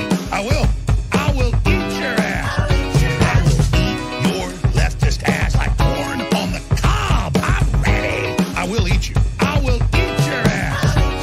My children aren't going hungry. I'll do it. I'll drink your blood. And I'm starting to think about having to eat my neighbors. You think I like sizing up? I'm gonna haul him up by chain. Chop his ass up, size it up. I'm gonna haul him up by chain. Chop, chop, chop, chop. I will eat your leftist ass like corn on the cob. I'm ready. I will eat your ass. I will eat your leftist ass like corn on the cob. I'm ready. I will eat you. I will eat your ass. I'll barbecue your ass flat. I will cook your ass up so fast, and I'll tell them, "Oh, I killed a cow out back, baby." You think Christ would eat somebody? He would never do that. I will. I'm ready to hang them up, gut them and skin them and chop them up. You know what? I'm ready. I will eat your leftist ass like corn on the cob. I'm ready. I will eat your ass. I will eat your leftist ass like corn on the cob. I'm ready. I will eat you. I will eat your ass. I will eat your leftist ass like corn on the cob. I'm ready. I will eat your ass. I will eat your leftist ass like corn on the cob. I'm ready. I will eat you. I will eat your ass. That's why I want the globalists to know. I will eat your ass first. I swear to God, if it's the last thing I do, I'm going to get my hands around your throat. Wow. Yep. Welcome back to Chip Chat here on Beltway Radio and beyond. I'm Chip. With me is Brian, and we've just been threatened by Alex Jones. Yes, but we wouldn't do. We gotta respect Tez, because every time I play any of these Alex Jones things, Tez always mentions about Sandy Hook Promise, and I'm going to continue that. Sandy Hook Promise is a organization that is helping fund all the victims who lost their child during the Sandy Hook massacre, and that Alex Jones sadly does not want to admit that it actually happened. So if you would like to donate to this well-deserved cause, go to, as the email address shows, sandyhookspromise.org. They can provide you information, but also the main thing is to donate and to let the truth be known that, hey, it was a sad day and a very tragic day. And again, Alex Jones, you're just a gay frog idiot. So, hey. Yeah. Also, he decided to attack Ozzy, who died, and he was like, yeah, you had to come in. Or no, he blamed vaccines. Yeah, blame the vaccine. He was like, oh, yeah, the vaccine, since he got vaccinated, that's why he died. It's like, no, you idiot. He had Parkinson's. And he was in his mid-70s. Like, why? How is Alex Jones still alive? Look at that guy. Anywho. So now we're going to move on to what would be the Tez talk, but since he's not here, we're going to have to do the thing. So, Brian, cue the sound. It's the Bez talk. Yeah, there you go. Cue the sound. Look at these dead-ass birds. So, our favorite DC council member is back. Yeah. Trayon. Okay, so here's what happened. Trayon White, he was a member of the DC council. He was caught on video accepting a envelope full of cash and a bunch of other things. Mm-hmm. And he is currently awaiting his trial for federal charges for bribery. And so the DC council voted to expel him, which caused there to be a vacancy in his spot for Ward 8. And then they had a special election to fill it. And basically, Trayon did no campaigning, like at all. He didn't go out. He didn't do any appearances. I didn't hear a single interview with him. He just was like, I saw some signs, but no. Yeah, there were a few signs out there, but I didn't see him. Right. He continued to do the thing that got him elected in the first place, and that what makes him so popular in that area, which is go be a member of the community. And so, like, things would happen, good or bad, he would show up. If something was, there was a cultural event going down, Trayon would be there, saying hi, hanging out, being cool. And then, like, if something bad happened, somebody got shot or whatever, Trayon would be there saying that, we'll help you, we'll do what we can, trying to raise awareness for the families, whatever he could. But he did none of the traditional campaigning. Right. And he won.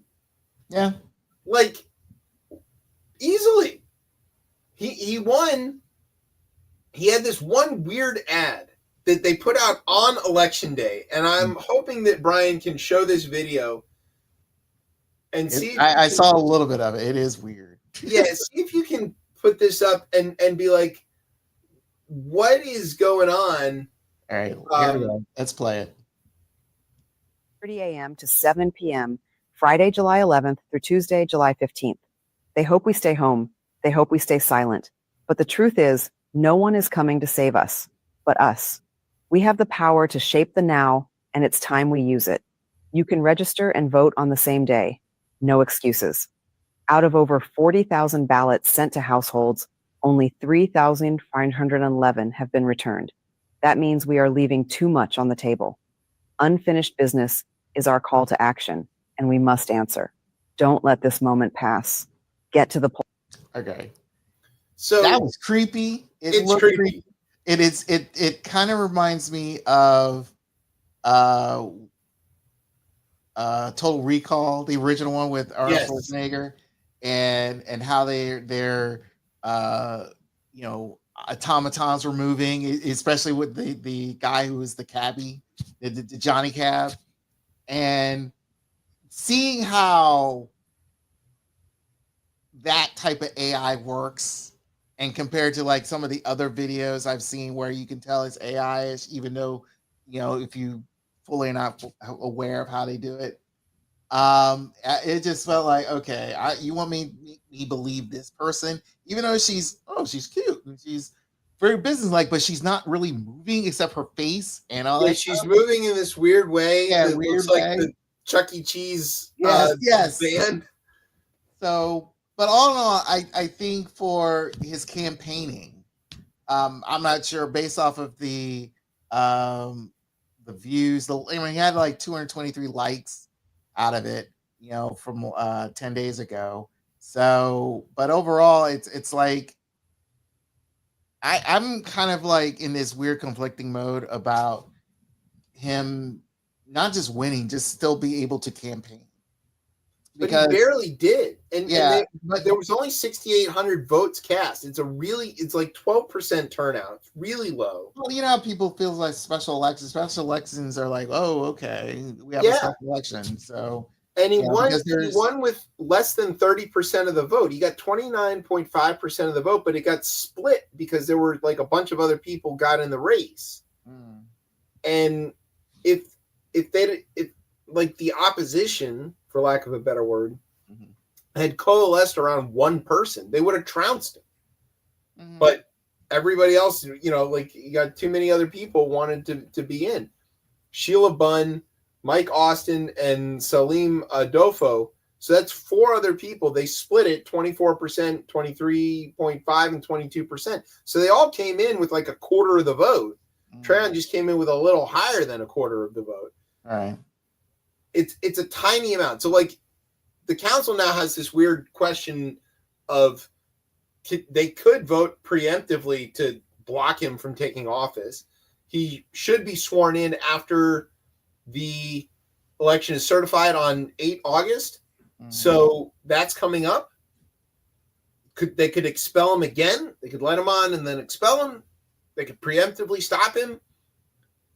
I don't know what the move here is. I mean, clearly the community that he represents supports him to some extent, at least in the majority. He got the plurality of the votes, I should say. And, 70% of the people voted against him. But 30% voted for him. Also, speaking of the AI thing, I don't know if this is just me that I've noticed it, but all the AI faces, it's the chin dimple. Yeah. Why do they all have the chin dimple? Because I think it's that centering point. Okay. So because because the way how a robot moves, it's based off of whatever there normally would be here, but I think that since they have it here, it's kind of like they want to the motion.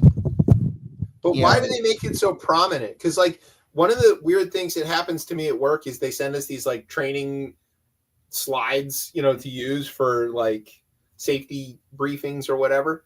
And they've started to use AI to generate the images in these things. And the two things that are very obvious is the lighting is weird, right? Where it seems like the light sources are coming from several different places. But all of the people, no matter what their ethnicity is, no matter what the other circumstances around in the image, the chin dimple, they've all got a very and like in real life, I don't see a lot of chin dimples. No, not a common. It's not. I'm not saying it doesn't not exist. Common, yeah, but it's not super common. And these guys are looking like full American Dad, like cleft chin kind of thing. Right. So like, what is going on here? Yeah, it's how it's designed and how they.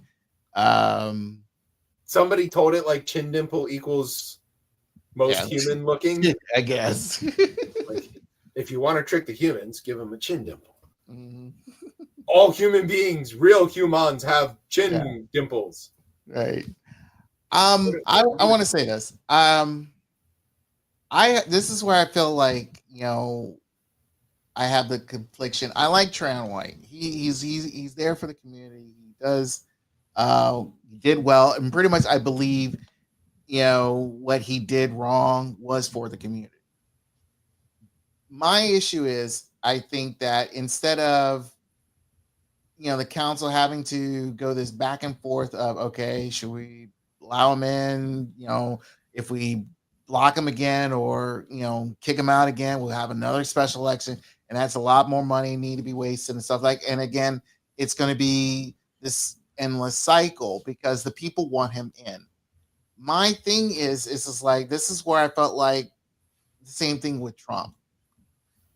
Why did you allow a person who's either on trial for something, who's already convicted, or whatever illegal thing he's done, why he's still on this ballot? Because he's legally entitled to it. He's legally entitled. But the thing is like, if you have convicts who can't vote, why do you have a convict trying to get into office? Well, he's not convicted yet. Or even so, but I'm saying it's like, why are you having someone who's on trial, who's pretty much, going through a illegal situation? Well, because theoretically, he could beat the charge. He could. And he could be. But the thing is, found not guilty. But again, the thing is like you're in a situation to where it's like you're causing a situation to where, again, we're debating this. It's like you have someone who's illegally doing something, who's right now going through some legal drama that is just going to cause a lot of problems down the line. And which, again, it's already currently evident. And we even saw that in New York.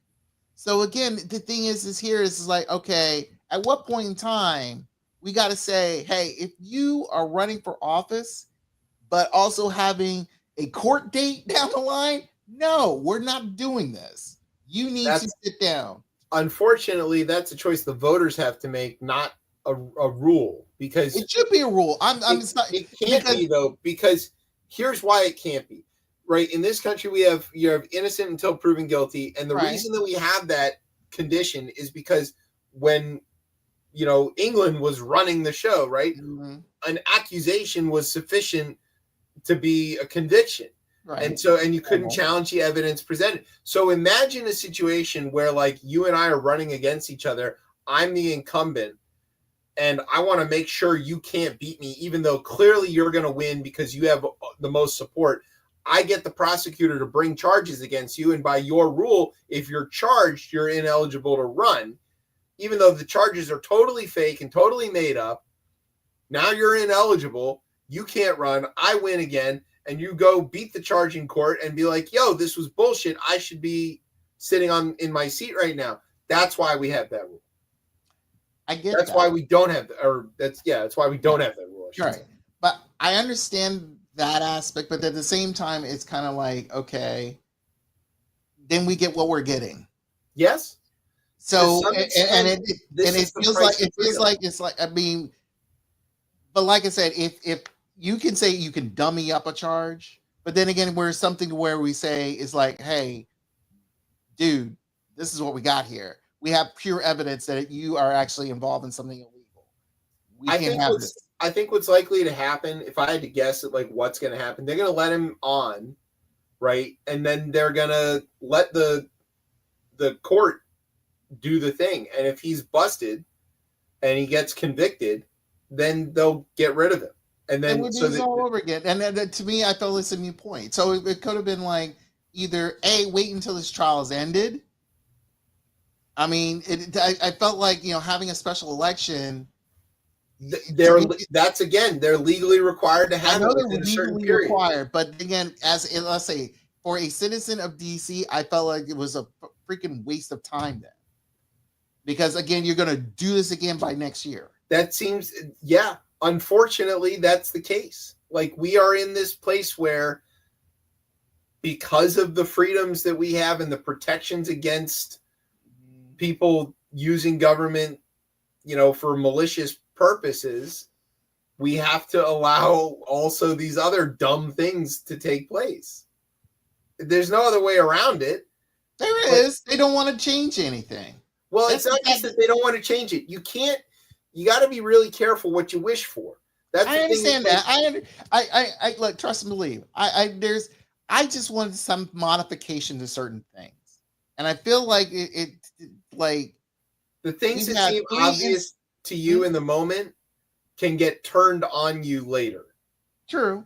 I understand so we have to be very careful about it. I understand that. But like I said, we've had 3 instances to where we had people running for office who had legal issues. There's that been are bona fide hundreds of them over the years. I know there are hundreds of them, but again, but let's say of recent occurrence. Yeah, sure. Okay, of recent occurrence. And I feel this is like, okay, you look at these aspects like, okay, they have, as you say, they currently have their legal right to do what they're doing. They can continue to, progress as a candidate for whatever office they're sitting in. But at the same time, it's like, if they get convicted, if they get, whatever, we go through this situation to where we have to have another special election, even though it says in our constitution or state constitutions or what have you to say, hey, we have to do this. And it's like, we just had one a year ago. We had one 6 months ago. Yes. You have to go through this again. And that's why you see, and here's the thing, that's why you see those low numbers for this election. Because of the simple fact it's like, one, because most of these people are probably, are normalized. The fact is like, hey, we're used to having November, whenever, and we're not used to this July weird shit. We're not used to that. Or the simple fact is like, they don't give a shit. That's all like totally fair. The Trump had classified documents in his fucking bathroom, right? That case was so obvious and dead to right, but because it hadn't moved forward fast enough, he was eligible to run. And then as soon as he got in charge, he crushed that case and made it go away. That is the thing that the founding fathers did not think of when they set up the system. Because of the fact that they figured that everyone will still be honorable. Yes, on the certain they things. assumed They never thought of a person, of an immigrant from Germany or Austria, wherever the Trumps came from, come here and fuck everything up. So it's just, and it's not just him, but basically the system is derived from the basic idea that people would behave honorably and in good faith, and that they wouldn't be, it has mechanisms to deal with corruption, but they had never assumed that anybody would be this corrupt. And Trayon's kind of on the low end. You know, He's like I said, I understood what he was doing, but at the same time, living somewhere else outside of his district, which again is there's all kinds of examples of this. This happens all the time. There's members of Congress that get caught. There was recently somebody who the address that he listed for his like home in the district that he was representing was like a boarded up shack. You know, he didn't live there. There was Mark Meadows who, you know, clearly was voting illegally using a residence that was not his. And I mean, these kind of things are like pretty consistently available across parties and at different levels, whether it's at the low end of the like local elections all the way up to congressional or Senate stuff. It's that's kind of like, unfortunately, the price we got to pay. The problem with Trayon is that it's almost comical and that he represents a caricature of this thing that we already have to deal with all the time, is that this country loves examples of failures of Black governance. They love to point to times where Black elected officials are caught being corrupt, whether it's Eric Adams or whether it's Trayon White or whether it's anybody else. And when white politicians are busted for being corrupt, at least in my mind, that's sort of like, well, yeah, of course they are. And, you know, like, I'm like, what? I expect that. But like in the Fox Newsistan, Black political corruption is a plague on this country and is a massive problem. And white political corruption is like, it happens, you know? So like every time we, the collective we, and in this case, like, you know, people in DC, give them another example, it feels like this is an unforced error. We just don't need this. And here was 70% of the vote that wasn't for Trayon. So there was an opportunity to get this right and at least take away this other example that they're going to use. I guarantee it. The second he's sworn in, it's going to be all over. Fox News is going to cover Trayon White more frequently than Epstein. And they're going to talk about how, you know, DC is once again, just like Marion Barry, from the exact same ward. And it's the all Black ward has voted in this guy who's facing these charges for bribery. And they're going to play the video of him taking the envelope. And they're going to be like, this is the problem with Black self-governance. And then Trump's going to point to that. And he's going to be like, this is why DC shouldn't have home rule, because look at who they elect.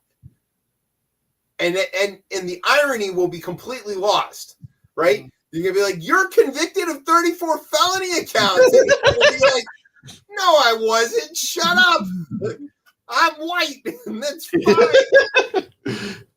That's what he's going to say. And Trayon, who is actually white, because that's his last name, is going to be like, hey, man, I'm only pending conviction. And Trump's going to be like, or he's going to get convicted, kicked off the thing, and Trump's going to point to him as an example of how the system is railroading, and he's going to try to like bring Trayon in, you know, on his side and be like, look, I have a Black friend now. It's fine. I'm not racist. Look, Trayon's standing right next to me. You know, that's the kind of white power I support, right? That's the kind of thing that like could happen. It's all bad, and it doesn't need to be that. Trayon didn't need to be corrupt. He could have done the thing. He could have been a good community leader and not taken the money. He could have done that. But again, I think he is just, you know, he used this money for the community. No, he didn't. He used it for himself. He said right in the video, he was like, I need the money, man. Well, but what I'm saying here is I felt like, mind you, yeah, he's trying to better himself and things of that nature. I can understand. He was steering contracts to people who bribed him. Whether the result of those contracts is still that the people got the help that they needed, that's possible. It's kind of hard to measure. And, you know, does he have this attitude of like, look, I'm out here helping the community. I'm not getting paid well enough for what I do. I'm entitled to a little bit more than what I'm, you know, legally getting. Yeah, that's maybe a fair enough argument, but it's a fair enough argument that then maybe they should get paid a better salary to avoid this kind of corruption. But that wasn't the argument. What he did was he went out and said, "Hey, you want this contract? You got to give me some cash." Right. And then they did that. And so, you know, it is what it is. But he didn't have to be that. And the voters didn't need to choose him either. The voters chose 70% not him. But it's split. Yeah, right. So if the opposition had just picked one, they would have won handily. You know, but whatever. All right. Let's get on to the football team. Woohoo.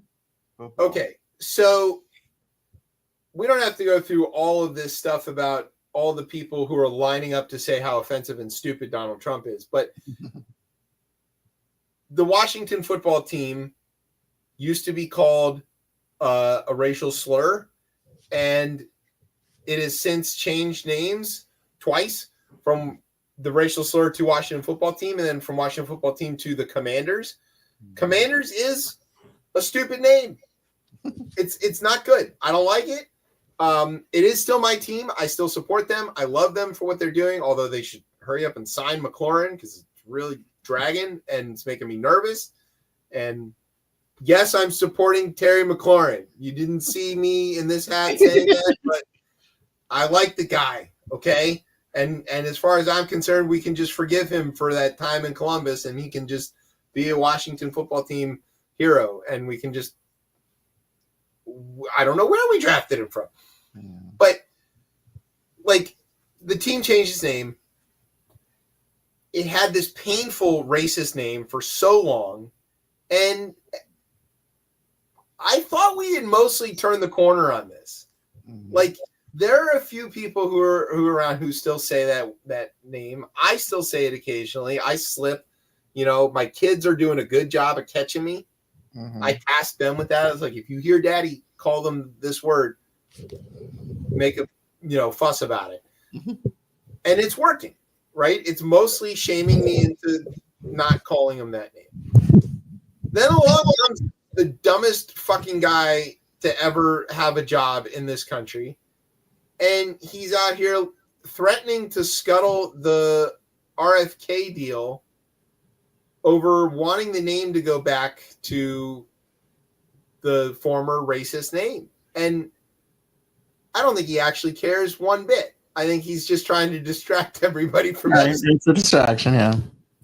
But as you know, with Donald Trump, there is always a tweet. Do you have the tweet? Yeah, both of them. Here we go. All right, here you go. So here back in 2013, when Obama was president, and he was like, yeah, I think the name is racist and they should change it. He wrote, quote, "President should not be telling the Washington Word to change their name. Our country has far bigger problems. Focus on them, not nonsense." Never mind the grammatical ridiculousness of that statement. But because here he is, exactly however many years later, 12 years later, as president, with a long, complicated, the Washington whatever should immediately change their name back to the racist name that they had before. And there's big clamoring for this. And he tried to tie it to Native Americans. He's like, yeah, Native Americans want their name back because they felt like it was Come on, guy. Come on, man. I don't know what get your head in the game, right? Where was that first guy who's like, presidents shouldn't be telling teams what to name? That was free speech, right? Doesn't the team have free speech to name themselves the Washington whatevers if that's what they want to be? The fuck, man. Also, leave my team alone. I think it's one, like you said earlier, it's a lot of distractions. It's another distraction. To me, I'm confused when he even said it, and it was the attachment of the stadium deal, and I felt like, what does he have to be involved in the stadium? What I don't get it. Because it's a federal thing. I know, it's right? a federal RFK thing. is federal, and so they did. The Senate voted. Congress voted to give it to DC. Right, that's a done deal. But there's still some federal aspect of it and how this gets transferred and how, like, what the rules are and a few other things. So, like, he could fuck it up. Right. And but I just feel like for him to do this, to again of a name change. Now, mind you, what's a better way to describe Donald Trump? Yeah, I know. I get that, but I mean, I'm gonna keep it 100 for you. I felt like the when Cleveland and Washington and even the Chiefs, you can't say Chiefs. I remember back in the 90s, a lot of people were trying to force the name change on these teams because by the time they were, even the Atlanta Braves, at the time they were top tier teams. Right. That's why I felt like that's why I felt like this whole push to change their name, it just started. Of recently, especially the time where the Commanders were born, yeah, you can sit there and say it's like, oh, there's the racial tones, the climate thing, and of how people feel about certain names and things of that nature. To me, for Washington, we all know the real reason of the name change because Daniel Snyder was an idiot. Daniel Snyder was a bad owner. Daniel Snyder needed distraction. That was it. I mean, that's why he reneged on his commitment to never change it. But right. But to that point, that's kind of why I don't want. I want to disassociate with the old stuff, like right, because I want to move to the new stadium. But here's the sad part. But here's the sad part of it. He's part of this current name, though. So everyone will forget that as much as everyone's trying to embrace the Commander's name, but that name was brought in by a person who wanted to disassociate you from the first place. Yeah, kind of, but the only thing that will clear this up is Washington winning. And this past season, last season, it was a winning season. It was, I would say, a decent, successful season for many fans. And it's like, okay, great. Let's get into the next season. Hopefully, like you said, Terry McCollum will get signed and we'll move on from this. And hopefully, whatever this crazy, nonsense that the Orange branch is trying to put out there, just goes away because really, I feel like, if this hinders the stadium deal for them, I really think it's going to screw them over for a good long time. Yeah, I don't think it's actually going to stop the stadium thing because, to her credit, Mayor Bowser is incredibly good at this exact thing. She managed to keep the Caps, happy at MCI Center. She knows how to manage stuff with big public projects and stadiums and like redevelopment, with Audi Field and all of that. Like we're looking at a time when we can have 4 stadiums in the city limits for all the major sports teams in the region. That's nearly unheard of. Most of the other big cities that have their sports teams that are not inside the city limits, not all of them. Chicago kind of stands out like that, but a lot of them are like on the outskirts or whatever, because that's where the space is. Bowser knows how to deal with the Trump people. She's demonstrated that so far. There's always the threat of home rule, and that's the thing. Was like, they can always come for the home rule and take that away from the district, and that is the thing that I'm actually concerned about. But in terms of like getting distance between us and Snyder, everything that puts distance, I don't care that he was technically owning the team when the name changed to Washington Football Team and then to Commanders. We can that can look like a transition period in my mind. We can get away from that. We can get to a new stadium. We can get rid of the names. We can get rid of the old anybody who worked for him. We can just get as far away from Dan Snyder as possible. Reverting the name, unfortunately, then ties us back to him. So it's not going to happen anyway. Does it revert back to him, or does it revert back to the glory days? No, because we already couldn't revert back to that the whole time we were under Snyder and couldn't like conjure up the images of Joe Gibbs or George Allen or any of that stuff. We just couldn't get back to that. Sonny and all of that. No, we couldn't do it. And then there was too much baggage with that, right? George Allen's a racist. Joe Gibbs couldn't win when he came back. All of the stuff with happening in the front office and all of the other things with the broadcast team's terrible. Like there's just no good association with the last 40 years of this team. The wins, yes, but the other stuff around it, no. And I just want to get clean of that. Like, let's just move past it and go play football. Trump is an idiot in a lot of ways. He's especially an idiot if he thinks he can successfully pick a fight with the NFL. And there's nothing in this country as popular as the NFL. Yeah, my thing is of lately his bulliness of getting into sports. I mean, he's been trying to get in the NFL for years. He wanted in so bad, but but the way Trump he's is not going to tell Goodell anything. Goodell's going to tell him to fuck off. Right.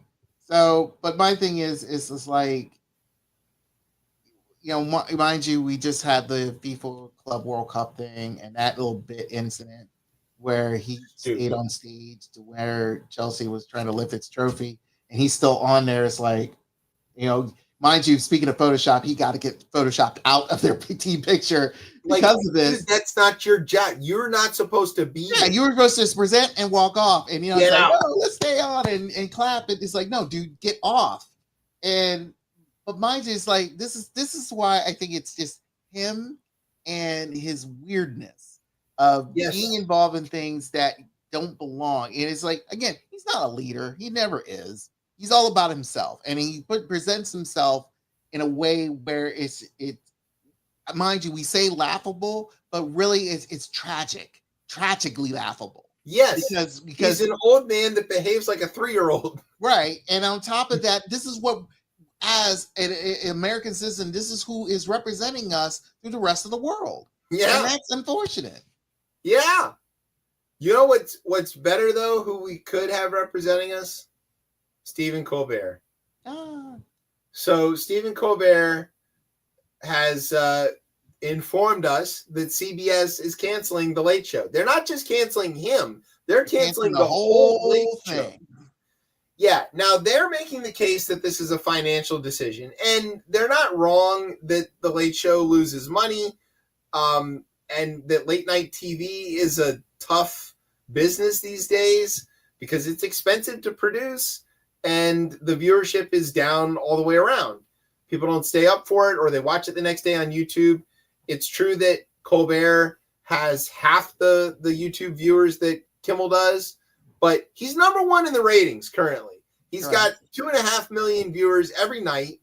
And to take the number one show off the air doesn't exactly track. And just tonight it broke that the FCC signed off on the deal to allow the merger between Paramount and Skydance. So Paramount or CBS paid Trump $16 million to settle a lawsuit that they were very clearly going to win, where he was suing them over the way they edited an interview with Kamala Harris, which made no sense whatsoever.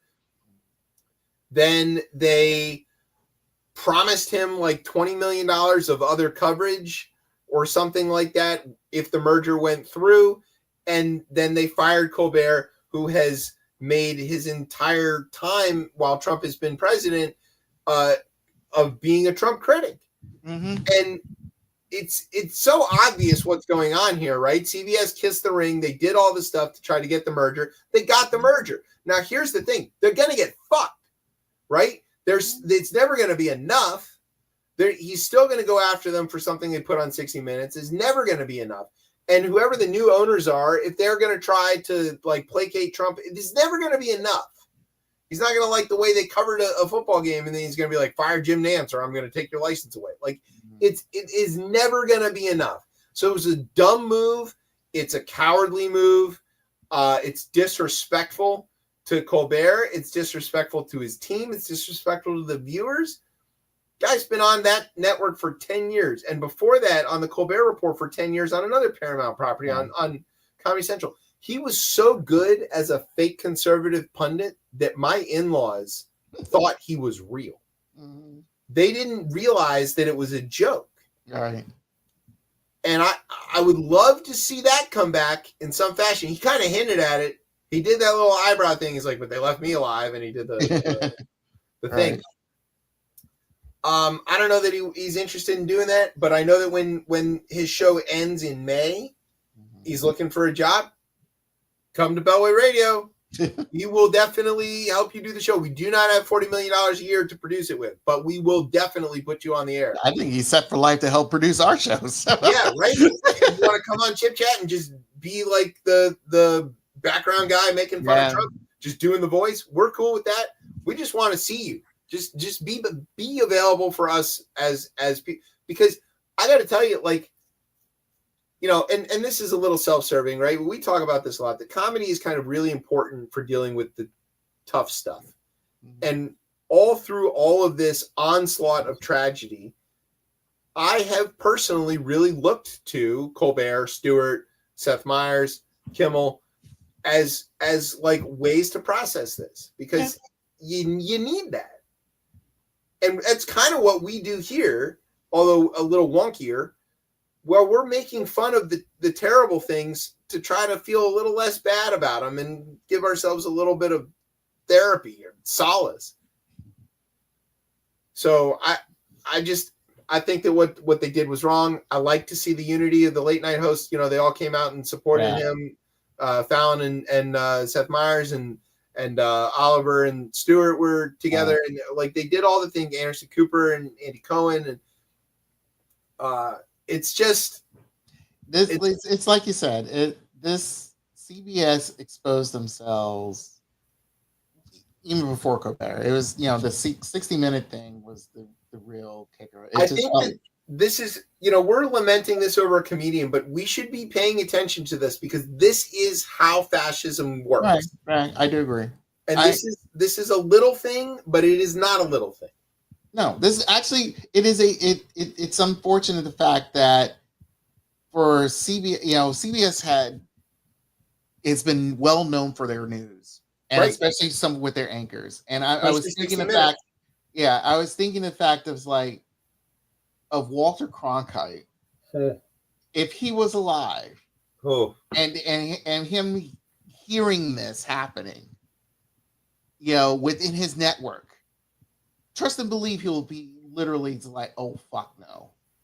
I'm surprised he hasn't jumped back up out of the grave to like do something about this. Probably not. You know, you've got even Mike Wallace. I mean, because honestly, it felt like a huge slap in the face to where it's like you're discrediting our news organization for something that you fabricated something on, and it got to the point where he's like, you settled on this, where we're in the right.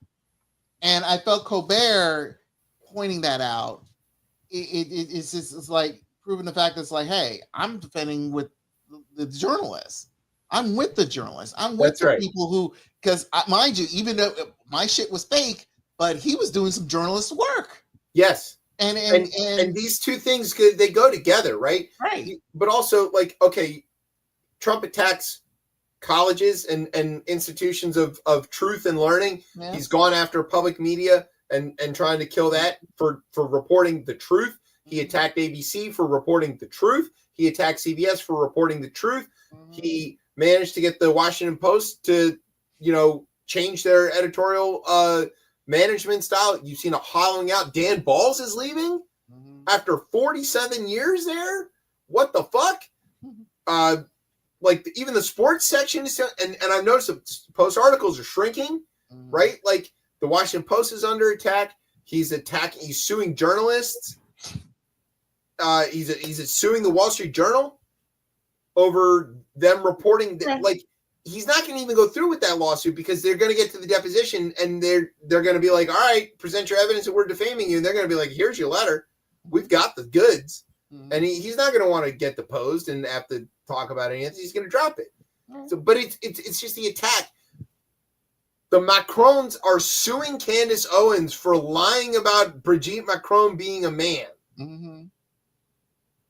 I never liked the bitch, so I'm kind of glad they're going after her. Yeah, good. But that is part of the thing. That's what I'm talking about. This attack on the truth, the attack on the media, that is fascism.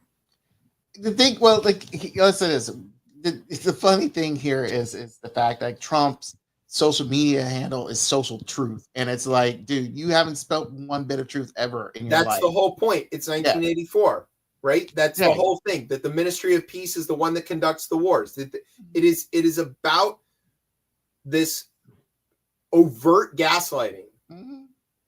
And so Colbert is a victim of it. We're going to see what happens, but just like, we're mad and sad, but this is not a new show. No, So it's not a new movie. Yeah. I mean, and I can bet you if you were able to go back to find something equivalent in Italy in the early 30s or the late 20s, or in Germany in the early 30s, where there's like, hey, these newspapers are changing their editorial staff. Like, what gives here? That's the thing. That's the harbinger. That's the beginning. Actually, I'll give you something more closer, like the late 20th century. Like you, I've mentioned before. I lived in 2 countries that pretty much, had a dictator in them. When I was in Panama and during the whole beginning stages of the whole Manuel Noriega's, crumbling institution, he pretty much blocked out CNN. We were getting CNN on our cable station. And then like 86, because I left Panama in 88. So around late 86, early 87, they took away CNN. And I was like, what the hell's going on? And mind you, CNN had, like I was wanting to see the Sports Tonight stuff and things of that nature. But it was like they took it out because they were constantly they were mentioning the fact of what Manuel Noriega's been doing. Right. They were reporting the truth. They were reporting their truth. So it was like, oh, okay. So mind you, being a teenager at the time, I was like, was not fully all aware of that, but I knew full well there was something really weird going on. Going into Zimbabwe and knowing how that's set up. Pretty much their news organization, even though my dad liked the fact it's like they were reporting the news, but the thing is like some of the things they were reporting was kind of like pretty much is like basic shit. And what I mean basic here is the simple fact is like if Mugabe did anything, whatever he did, it was all good and grander, and that was right. It. They didn't report that inflation was rampant. They reported that there was weather. Yes, or whatever. That was it. Yeah, even though the rest of the country knows full well is crumbling around his feet. They pretty much just says, but his shoes were immaculate. That's what report. And I'm like, are you kidding me? Because what I'm hearing on the streets is like, I can't, bread is costing more than it should, eggs are costing more than it should, I can't get decent whatever, and things like everything is just going haywire. But his shoes look great. All right, that's how we're going to do this? All right, fine. Because that's where it is happening here. And like you said before, it's a simple fact is like, Trump does not like the media, even though he's using the media for his own means. And he doesn't like the media reporting things. Yeah, no, he doesn't like the media report things about him badly. Or anything that's truthful. Like he wants control of what is true and what isn't true. And what he really wants is there to be this thing where Americans can't tell what's true and what's not, because that gives him the ability to do fuck all anything. Here's the sad thing. This is why he's just stupid. Simply enough, stupid. He is the people he's trying to manipulate are already following his shit until whatever happens with the Epstein file. People like you and I, we haven't drunk that Kool-Aid. We haven't drunk it since day one.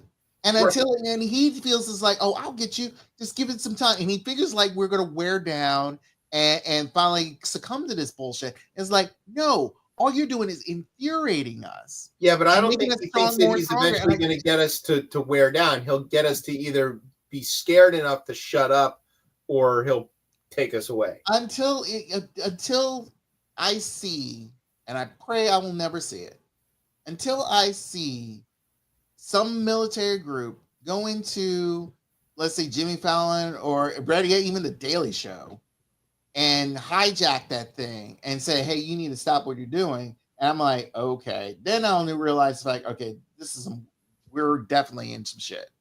Well, yeah, but the problem is by then it's too late. So we need to True, assume true. that But I'm happened. saying, the thing is, like, as of right now, it's like, look, for CNN, for CBS to pull Colbert and eliminate the entire late night stuff that they're doing, it's like, okay, mind you, they can sit there and say if it's for financial reason. It's like, okay, if it's for financial reason, you're taking away your number one late night talk show. All right, that's on you, and go be stupid about it. I'm sick and tired of seeing these dumbass ads, the Trump ad on my damn Paramount Plus every time I'm watching a show, because it's the most dumbest thing, because I know full well it's a bunch of lies anyway, because I know you cater to that shit. Point here is the simple fact is, like, look, for CBS to do this just to get a deal, I mean, mind you, again, another freaking partnership or merger with a company that probably won't last for 5 years, makes no sense. If you're Well, it does for Sherry Redstone, because she just got like $4 billion by doing this. So that's why. But again, this is what, the fourth merger? It doesn't matter. She sold the company outright. Like, she doesn't have to own anything anymore. She's getting paid. And the only way the merger, okay, I get it. But the only way the sale could go through is if she could make sure that Trump didn't scuttle it. So she paid off Trump to get the sale so that she could get her money. This is where it's not about news, and it's not about truth. It's about her getting paid. I get it. I get that. But this is where I felt like that deal back in the 90s that Clinton fucked up. I didn't like those crazy mergers. I don't. Because all it does is it screws up the whole aspect. Corporate ownership of news organizations is a failure. Yeah. It's not safe. It doesn't lend itself well to actual management of news. It doesn't lend itself well to distribution of the truth. It is dangerous. This is the results of it. This is the thing that Celeste Headley was warning us about when we talked to her about it. This is why things like public media are so critical, and they're going after that too. So the truth is out there. Thank you, David Duchovny. And it's up to us to continue to broadcast it. But, we can't ever be in that situation where this show is the pirate radio of the truth, because they'll come for me anyway. Like, I'm on a list, several. All I'm saying is, let this one not just be a sad thing about a funny guy. Yeah. A very serious warning of a regime, a fascist regime that seeks to control the flow of information in a profound way that makes it difficult to fight back against them. And that is what we need to be worried about, much more worried about than people are. And stop telling me that I'm crazy when I tell you to be worried about this, because it is a very fast, slippery slope. And by the time we get to the situation that you described of them coming and shutting down the Daily Show, at that point, we will have already crossed into terror. So, speaking of shows ending, ours is ending. We want to say thank you to Kenny Paxton's wife, Angela, for making the Texas Senate race interesting, which we will let that story cook for a little while and come back to it. Thanks to our radio partners, Coldplay, Play Cold, and Old Bay. Thanks to NOTN for keeping us on for another week, I guess, maybe. Special shout out to our friends over at King's Table. They are still doing their show, and they hit 1 million views on a bunch of their videos. So way to go, Jay and fam. And we're very, very proud and very excited for you to have all that success. We're really, really just impressed. Very, very impressed. Thank you to our home on the interwebs, coplaymedia.com. And thanks, as always, to our family here at Bellwether Radio for making us sound as smooth as Ken Paxton's marriage. All right, Brian, where can everybody get you on the socials? You can find me soon for No Filter Sports. We're going to be doing a taping over the weekend. We're going to continue a discussion about the Redskin name change, but also the stadium deal and possibly other things. With the no_filter_sports_2.5. So you can check that out. But pretty much I'll be behind the scenes of this lovely show. So. All right, and you can find me and the show on the Twitter at ChipChatRR, and you can find us on Facebook or Instagram at RipChipChat, and you can find me on the Blue Sky at Chef Chip. We've got a bunch of videos going up, clips and all those things. Thank you to Brian for producing all of those. And you can catch us every Thursday night, except not next Thursday night because we're off for Man in the Mirror. So go tune in for them instead. And we will be back in 2 weeks in this regular time slot here, 9:30 on Thursday nights on Beltway Radio and Beyond. I am Chip. That's Brian. You've been listening to Chip Chat on Beltway Radio and Beyond. Street balls.